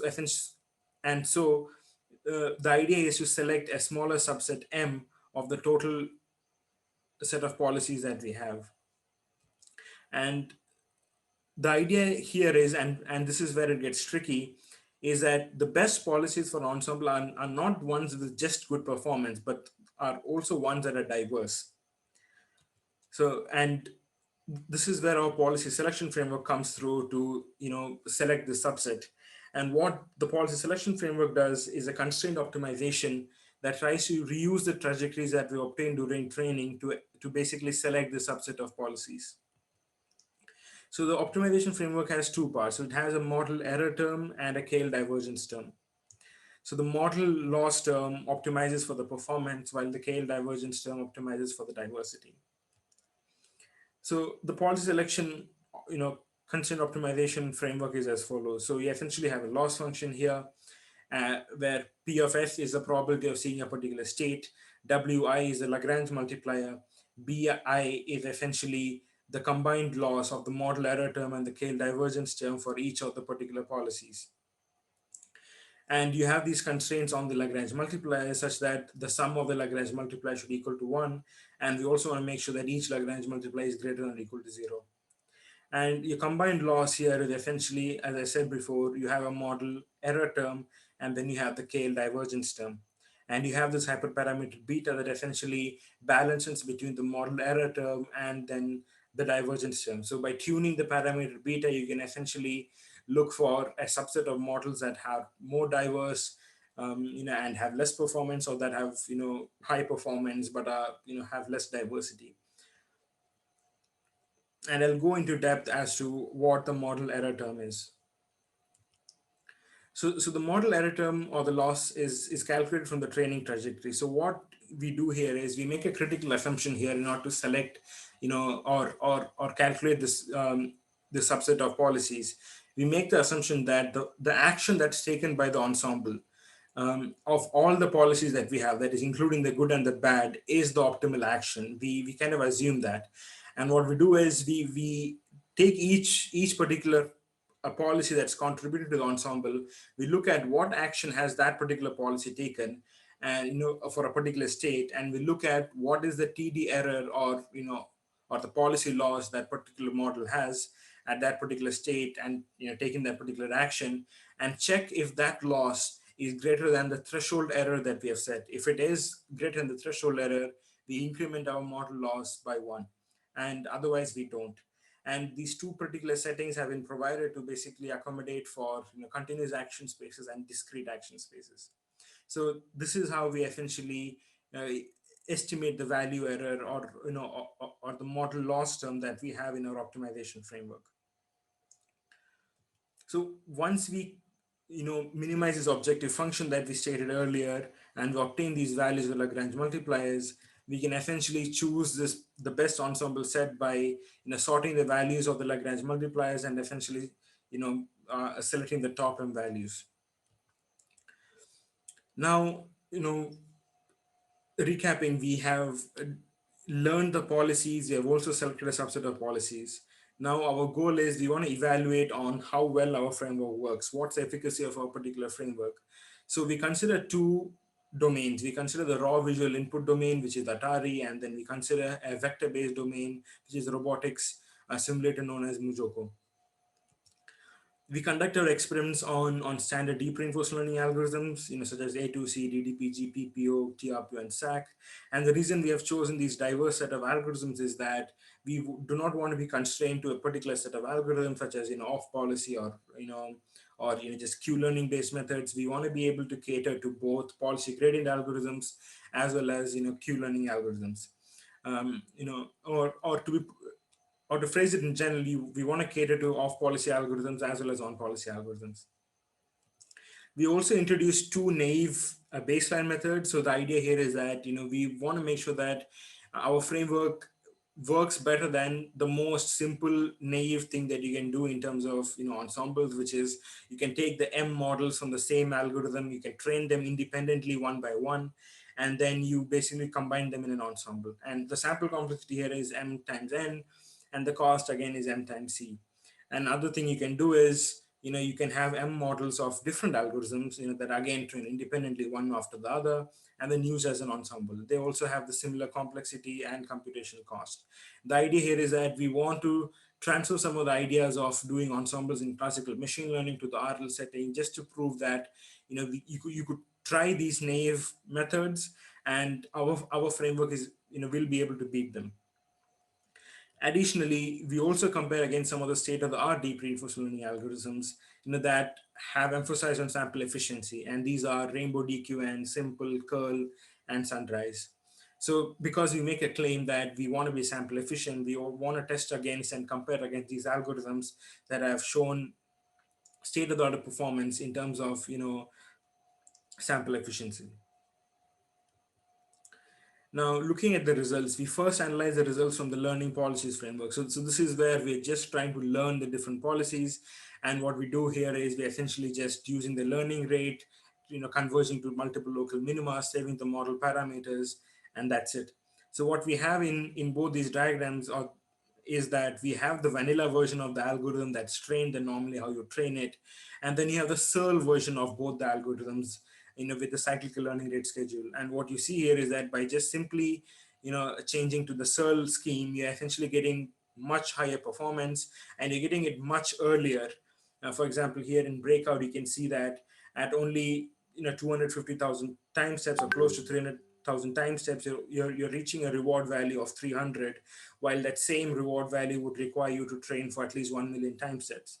Or you're getting a reward close to 450, and that value is never reached by the vanilla baseline.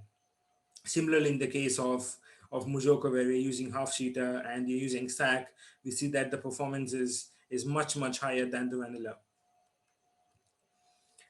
Now we want to analyze the policies that we have learned. So what we do here is on the extreme left and extreme right, we have like the baseline algorithms. And what we do here is we have computed the KL divergence between the action distributions of the policies that have been obtained through the two naive baselines.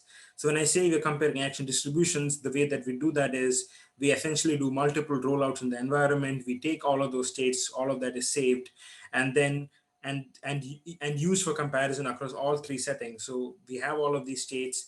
Essentially, we look at what action each of the policies is giving at all of these states, and then we compare, the distributions of these actions, and then we kind of estimate how much overlap there is. And what we see on the extreme left and extreme right with the naive baselines is that there is no overlap. There is very high divergence between the different policies. And in the case of Searle, what you can see is that with the different policies, you're having some sort of a specific amount of divergence between the policies, and that is kind of useful for uh, uh, being put together in an ensemble. And this kind of agrees with our hypothesis whereby we say that extreme diversity is harmful, but also very low diversity is also harmful. So extreme diversity is harmful because if you have models that don't agree at all, then they really do not perform well in an ensemble because they don't agree at anything. And therefore, they really cannot boost the performance. And very low diversity is also harmful because if you have very low diversity, essentially having models or policies that essentially do the same thing at each state or at each part of the state space, and therefore you're not really be able to boost performance again. So what we need is a specific amount of divergence between the policies, that is able to kind of boost the performance when used in an ensemble, and that is what Searle is able to deliver. Now we look at the evaluation results. So if we take all the policies that Searle has learned, and what we see here is that we have 5 policies that Searle has learned, and we evaluate each of them individually in the environment to see how well they perform. You see that out of 5 of them, 4 of them almost have a performance of 400, while there's the first policy that lacks a bit. But when used in an ensemble naively, we basically combining them together, they overall achieve a total performance of 800. That beats the performance of all the individual models. And this is attributed to the divergence between the different policies. Now, we come to policy selection. So essentially earlier we saw that we have 5 policies, but one of the policies, for example, the first policy is not really a good policy, and ideally we would not want to use it. But idea is we would not want to find out that the first policy is the worst policy or the poorer policy by evaluating it in the real environment like we did before. We would want to know beforehand. So consider this case whereby we are trying to find 3 out of 5 policies. We have the 5 policies. We want to select the best 3. So there are 10 possible ways you can do this. And what we have shown here is essentially the divergence between the policies of all the 10 sets where you're selecting 3 out of 5 policies. And as you can see here, all the 10 sets are very, very different and have different kind of overlap between the action distributions. But we know that there is at least one policy that outperforms all of them or has maximum performance. There could be more than one that have similar performance or same kind of performance, but there's at least one winner out of all these 10 different possibilities. So if we evaluate all these 10 different sets, it confirms our hypothesis that there is one particular set that has maximum performance, and that's the one that you eventually would like to use for our ensemble. And again, this motivates the need for having policy selection framework. Now we look at the broader evaluation where we compare against our naive baselines as well as the state of the art. So we look at Searle, and when we look at the naive baselines that we use, which is B1 and B2, and across both Atari and Mujoko, we see that Searle beats state of the art as well as the naive baselines.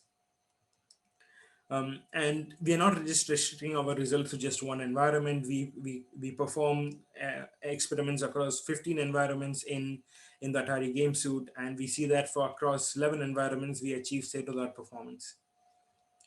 Similarly, in the case of Mujoko, we have 6 environments, and across the 6 environments, we outperform the state-of-the-art in at least 5 of the environments.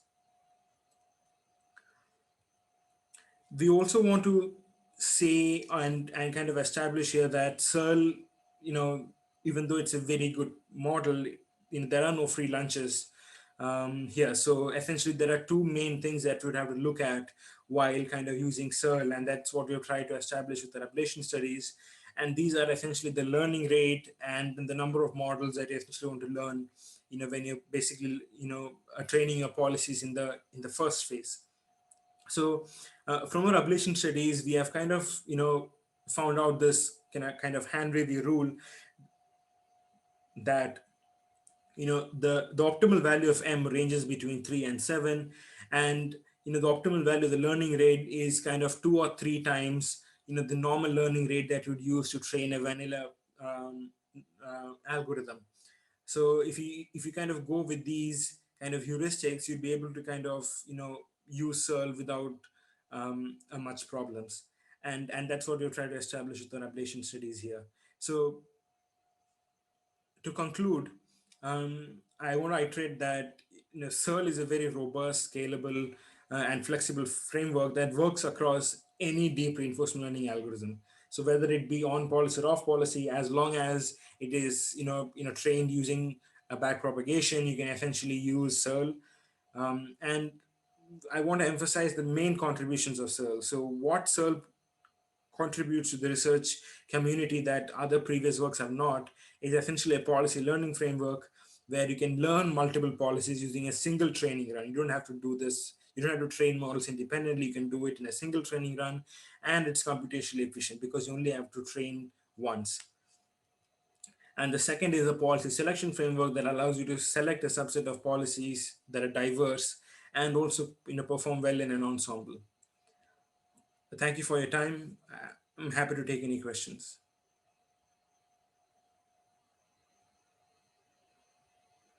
Thanks, Rohan. Thank you. So we'll move on to the final talk of the evening. So this talk is going to be by Harsha Kokel, who's a PhD student at the University of Texas at Dallas. And the talk is about integrating relational planning and RL for effective abstraction. And this was presented at ICAPS 2021. Over to you, Harsha. Thank you. Do you see my slides? Yes. Can you hear me okay? Yes, great. Okay, great. Hi, everyone. My name is Harsha. I'm a PhD student at University of Texas at Dallas. And as Arun mentioned, I'm presenting the REPARIAL paper, which is integrating relational planning and reinforcement learning for effective abstraction. This is joint work with my advisor, Professor Natarajan, Professor Ravindran and Arjun from IIT Madras, and Professor Tadipalli from Oregon State. So before getting to our paper, I wanted to motivate why we are integrating reinforcement learning and planning, right? So we have seen that reinforcement learning has been successful in very complex games, and it has been very adaptive and robust to uncertainties, but it still relies on a huge amount of data and is not effective for long horizon problems. We all know about the sparse reward problem and how hierarchical RL was proposed for that. And it is still limited in generalizing to different tasks. Whereas the planning literature, which is also looking at the same kind of sequential decision-making problems, heavily relies on prior knowledge. It needs a complete definition or description of the domain written in a particular format, but it is better at generalization. It does not require data because it takes in a lot of domain description. It does not require data, but it is not able to handle uncertainties very well, uncertainties and noise very well. So that's why there's a lot of interest in integrating planning and RL. There has been recent papers that have shown that using some form of high-level instruction in form of policy sketches can enable RL agents to learn modular policies, which can be very effective in multitask RL problems. There is work by called PlanQ learning, which uses planners, the domain definitions, to shape the reward function and guide the Q learner. There is another work called Pairwise, which is also kind of using the symbolic planner to guide exploration in RL and trying to reduce the sample, to improve the sample efficiency. And there are numerous work in robotic systems as well, which have used the various planners in form of PDDL or task and motion planning, and integrated it with reinforcement learning to kind of optimize their robot in in in uncertain situations, and also learn in continuous state and action spaces. There was a ICAPS 2020 paper which kind of formalized of a setting where the high level, where a planner can be used at a higher level and RL agent can be used at the lower level. So it is kind of like a two, it actually tries to replicate the two systems of human brain, where one system is trying to be rational and try to plan ahead, and the other RL system is actually trying to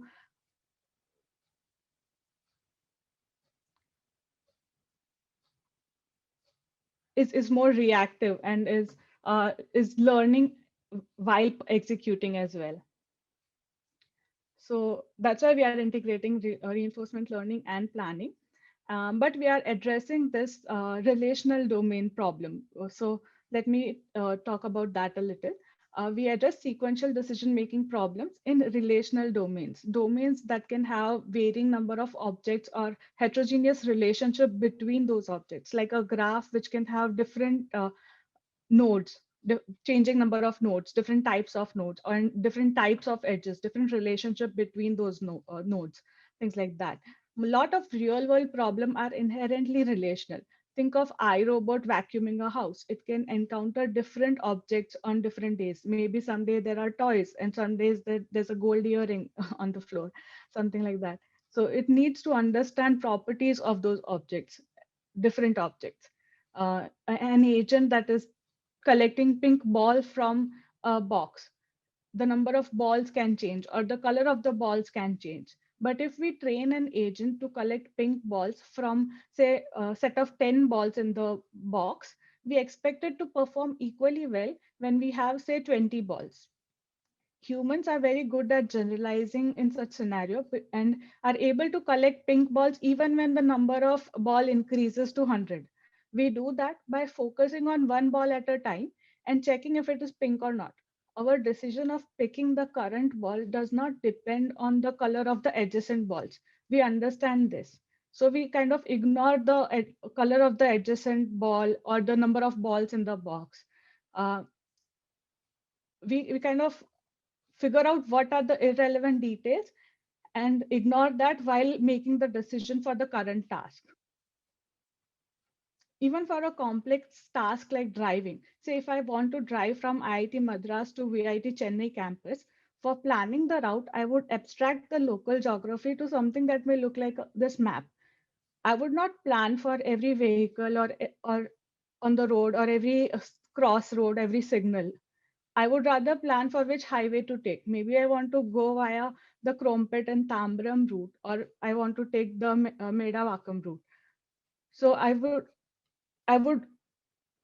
abstract the geography out and make my decision or make my plan beforehand.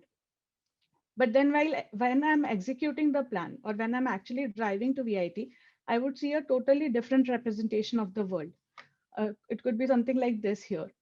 And in this representation, I focus on the vehicles that are moving around me, but I kind of ignore a lot of things. Like I ignore all the trees on the left-hand side or all the shops on the left-hand side to make my decision on how fast to drive or which direction to turn.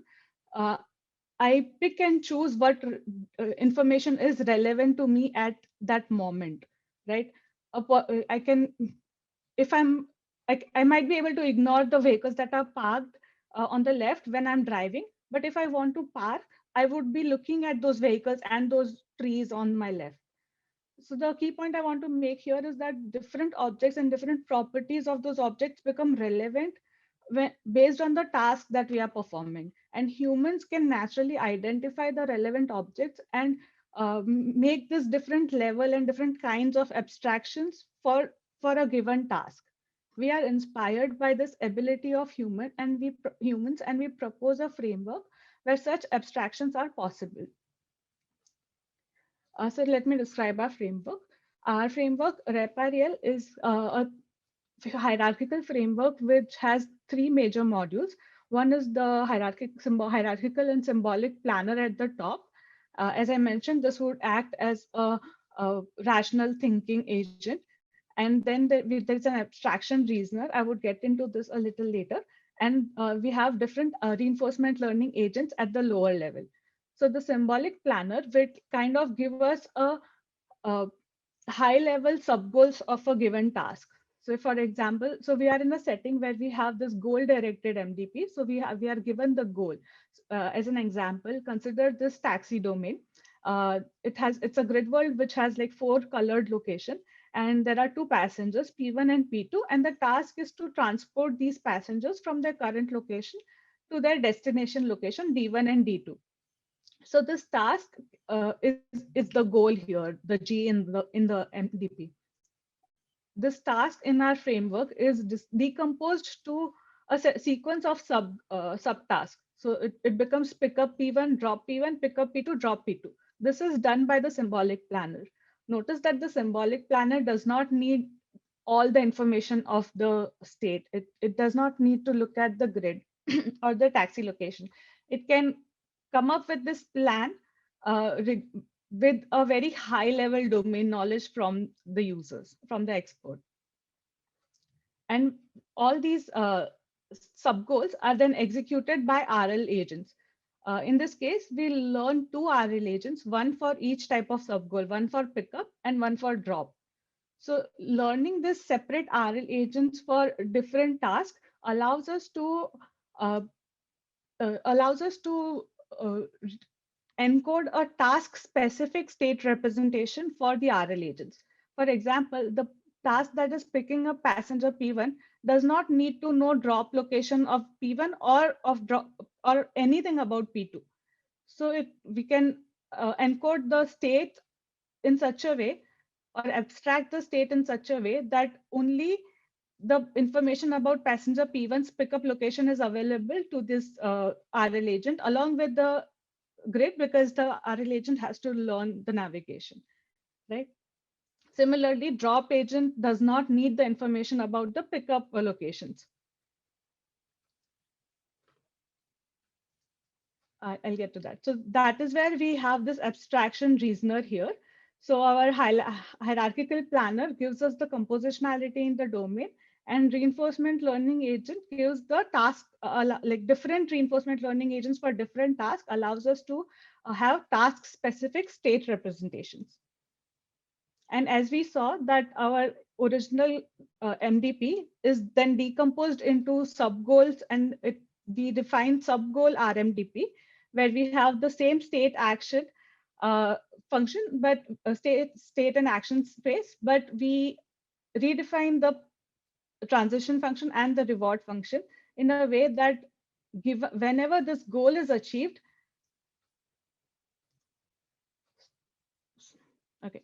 So the original reward function is the R from R, but whenever we achieve the termination condition, whenever this goal is achieved, the RL agent would receive an additional terminal reward. Okay, there's a lag between my right click and when the slide changes. I'll keep that in mind. So we change this transition function, this reward function here, and add terminal reward TR when the state reaches the termination condition, satisfies the termination condition. And also we change the probability function, that the transition function, in a way that when the goal reaches the termination condition, when the state satisfies the termination condition, the reinforcement learning agent would not take any step, and it will stay in that step. but that would trigger end in the trigger the termination of the current subgoal, and our reparial agent will then transition to the next subgoal and trigger the next RL agent.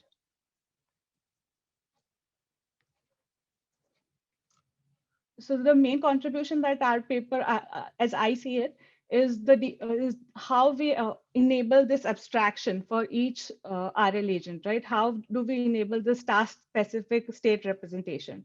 For that, we define dynamic first-order conditional influence statements that would provide us the influence information of the underlying MDP. So first order conditional influence statements are actually FOSSAI statements, were originally proposed in Natarajan et al. 2008 paper. It is a template which says that if some condition is satisfied, then then X2 literals are only influenced by X1 literals. So X1 and X2 are a set of literals here. We extend the FOSSAI statements to dynamic FOSSAI statements, which encodes the information that when a particular subtask or subgoal is being executed, then the literals in set X2 at time step t plus 1 are only influenced by the literals in set X1 at time step t. So we bring in this notion of time step and indicate it as a +1 on top of this arrow. That is why we call it dynamic FOSSAI. Using this dynamic FOSSAI statement, our abstraction reasoner can figure out a abstract state for any given state based on the task that is being performed, which is encoded here. So let me show that with an example. Consider this heterogeneous relational state. It has entities of two colors, green and orange, and it has two types of relationship between those, the solid edge and the dotted edge. Based on the domain knowledge, a human can specify that if we are performing task 1 on, say, node X, then the value of node X in time step t plus 1 only depends on the value of node X and the value of node Y, such that Y has an incoming solid edge from Y to X. Additionally, a human can also specify that if we are performing task 1, then the reward for this task only depends on the value of X here. So this is kind of telling us what is the influence in the domain, in the original MDP. Given this DFOSSAI statement, our abstraction reasoner can figure out that if we are performing task 1 on node 2, then only the subgraph 1 with an edge to 2 is important. All the other things are irrelevant and they can be ignored. Hence we can provide just this state as a state to the lower level RL agent. Similarly, if we are performing task 1 on node 3, then only the subgraph 2, 3, and 5 with this edges are important. Notice that 1 also has a solid edge to 2, but that is not included in this subgraph because our value of X here is tied to 3. The X is tied to 3, so we are only looking at the incoming edges to 3, not any other node.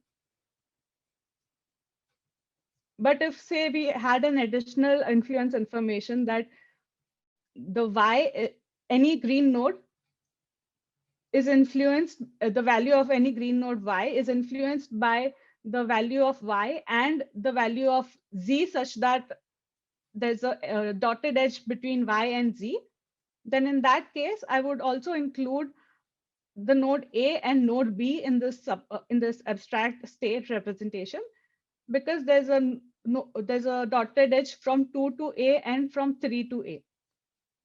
Again, here C has a dotted edge from C to 5, but we are looking for a dotted edge from green to orange. So this part is not included in the subgraph. In our paper, we show that such abstraction, such subgraph selection from the original state is safe. And to understand why it is safe and why do we guarantee the safeness, I would like to briefly cover a notion of model agnostic abstraction. So we adapt the definition of model agnostic abstraction from Lee, Walsh, and Littman paper. It says that an abstraction function phi, which basically maps the ground or the original state to an abstract state, that function phi is model agnostic if the function preserves the transition and the reward distribution in the abstract MDP. So two states S1 and S2 can have the abstract state, that is phi of S1 can be equal to phi of S2 if and only if S1 and S2 have the same reward function for any action A and an abstract state S bar, and the same transition distribution for any A. By any, it means all A and all abstract states. When this condition is satisfied, the optimal value function of the abstract MDP is same as the optimal value function of the lower level or the original MDP. Hence, any model that is optimal for an abstract MDP would also be optimal for the ground MDP.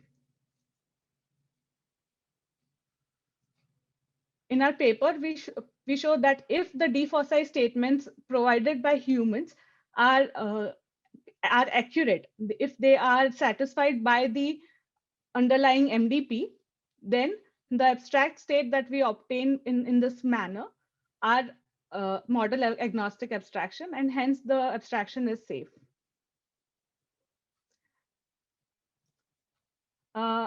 In the example, I use the colors and the graph nodes, but actually we are using first order language to represent these defoci statements. And hence it also allows us to, kind of pick the feature that is important. Say if this node green had 5 features, then from those 5 features, we can pick which of the feature is important. We can do that because our defoci statements are actually first order statements. So I talked about the planner, the abstraction reasoner, and the reinforcement learning agent at the lower level. So now let me talk about how everything ties up together. So first we get the initial state from the world, and the REPAREAL framework will send it to the hierarchical planner, and then it would give us a kind of a sub goal or sequence of sub goals, an action plan for the reinforcement learning agent. And then for every sub goal or every task, we kind of repeat this loop. And this loop is very similar to how a normal reinforcement learning agent would work. It first gets a state from the environment. It applies the abstraction function and provides the abstract state to the reinforcement learner. And the reinforcement learner would, either using exploration or exploitation policy, would provide an action, which is then executed in the world. And then we see the reward and the next state. And this loop keeps repeating. The key point here is that we don't change the update equation anywhere. So the reinforcement we can use any reinforcement learning policy or reinforcement learning architecture at the bottom layer. The only difference is that in a standard RL setting or an end-to-end RL setting, the update function would receive state, action, next state, and reward as the input. Here we change it to abstract state, action, and abstract next state and reward as input. So we only change what the input is to the policy update equation. Rest all things would remain similar. In our experiments, we evaluate 4 different domains. This is office world, this is craft world, this is box world, and this is the taxi world, relational taxi world that I showed. And we compare it against hierarchical reinforcement learning, the options framework, and taskable RL. Taskable RL, as I mentioned, is a recent paper which formalizes this notion of environments where we can use a high-level planner at the top and reinforcement learning at the lower level. So it is kind of saying that the environments where you can decompose the task, the complete task, into multiple tasks are defined as taskable reinforcement learning environments. And we evaluate the performance of RepRel for sample efficiency, transfer across tasks, and generalization across objects. The bottom chart that you're seeing here is comparing RepRel with TRL and HRL, the taskable RL and hierarchical RL. As you see, the RepRel agent requires significantly less number of samples than the other two. This is because our state is abstracted. So hierarchical RL is actually learning the high level decomposition as well, because it is learning end to end. It is also learning the hierarchy, right? In the options framework. Taskable RL is not learning the hierarchy. It is similar to us. It also has a planner at the top level. So it is not learning the decomposition. It is also it is only learning the RL lower level RL agents like us. But the difference that we see in this in the sample efficiency is purely because of the state abstractions that we use. Because now we have a very small state. Instead of having like 10 nodes in the graph, we now have only 2 or 3 nodes in the graph, right? And to evaluate on the transfer, we first train all the agents on to transport one passenger in the taxi domain and transfer it to transport 2 passengers in the taxi domain. You see the solid line here is RepRel agent, which is transferred from the previous task. We see that the transferred RepRel did not need even a single example. It is able to achieve zero-shot generalization when we increase the number of passengers. But the other two frameworks are still learning. The next domain that we evaluate RepRel for is the office world. This is a grid world where we have an office desk and 2 coffee locations and one mail room, and that we have different tasks here. So we evaluate the transfer across tasks in this domain, and we see that when we train RepRel agent to deliver mail, we were able to kind of generalize it to deliver coffee better than all the other frameworks. And then finally, the third task was to deliver mail as well as coffee. CraftWorld is also a multitask environment where we can have multiple tasks. We choose 4 tasks. Here I'm only presenting 2. First one is to get the wood from the wood location and from the tree. This is the tree, and we have to go there and collect the wood. And then we have to also get the iron. Iron is here. So this is the first task. And the second task is make sticks. It basically needs the agent to collect wood from the wood location and then go to the workbench to kind of make sticks. So if the agent has wood and it reaches workbench, it is automatically converted to sticks. So these are the 2 different tasks that we use in CraftWorld. It was actually proposed in the Andrea's Klein paper, and then it has been used for multitask RL setting quite a lot. So we also use this environment. And we see that RepRel is sample efficient on the first task, and it also has a better transfer for the second task. And finally, the third task is fourth domain that we use is the relational box world.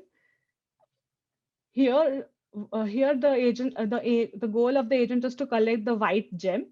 The gray cell here is the agent, and the colored cell here represents the key that the agent possesses. So the blue cell here is the lock. So agent has to first open this lock, and then it can collect the gem. In the this is the first task, and we see RepRel was able to perform significantly better than TRL. We were not able to get any results with the HRL, so we omit that here, and we transfer it to a little longer sequence of collecting key first, then opening the lock, and then collecting the gem. And similarly, then we increase the steps further by having collecting one lock, collecting the first key, then opening the lock, and then going to the other lock, and then collecting gem. So we increase the length of the task. And we see that the RepRel agent is better able to transfer with the increased number of objects in the domain. So finally, I want to say that human level general intelligence, for human level general intelligence, the ability to detect compositional structure and form task specific abstractions is necessary. Our paper is one step in that direction, that it allows humans to define these task specific abstractions. And there has been a lot of recent work. This field is very active right now, and I would like to encourage everyone to read about it. Ludovico and others at IJCLR this month in 2021 presented their work where they are learning the high level planner. They assume that the lower level optimal RL agents are already available, and they use answer set programming tools to learn the high level planner. Then Liu et al. In their AAAI paper use cost-based planner at the top, and they learn the cost as well as the RL agent by doing R learning. Then Lee et al. Also use the similar framework, and where they kindly automated the task of defining the termination condition for the reinforcement learning agent. How to define that automatically using the planner, so they focus on that. Then Abdul Hai et al. In their recent work have focused on learning context specific or task specific in our case. It is task specific state representations for the options framework. Then Patra et al. Have proposed operational models which can learn to plan as well as act in a domain simultaneously. And there's a lot of work in robotic navigation which has integrated planning and reinforcement learning together. And this paper particularly recently showed that I forgot about this paper. Anyway, and we are also extending this framework to deep RL setting, which is under preparation. Any questions? Great, thanks, Harsha, for the talk. If there are any questions from the audience, please raise your hands. I can unmute you.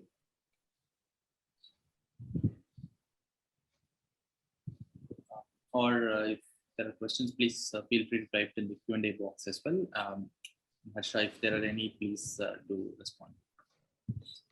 Thank you very much, Harsha, for the talk, and thanks to all the speakers for the great talks, and also congratulations for getting into these top tier venues and publishing there. So we hope to see more such conference publications and more such workshops in the future. So thanks everybody. Have a good night. Thank you.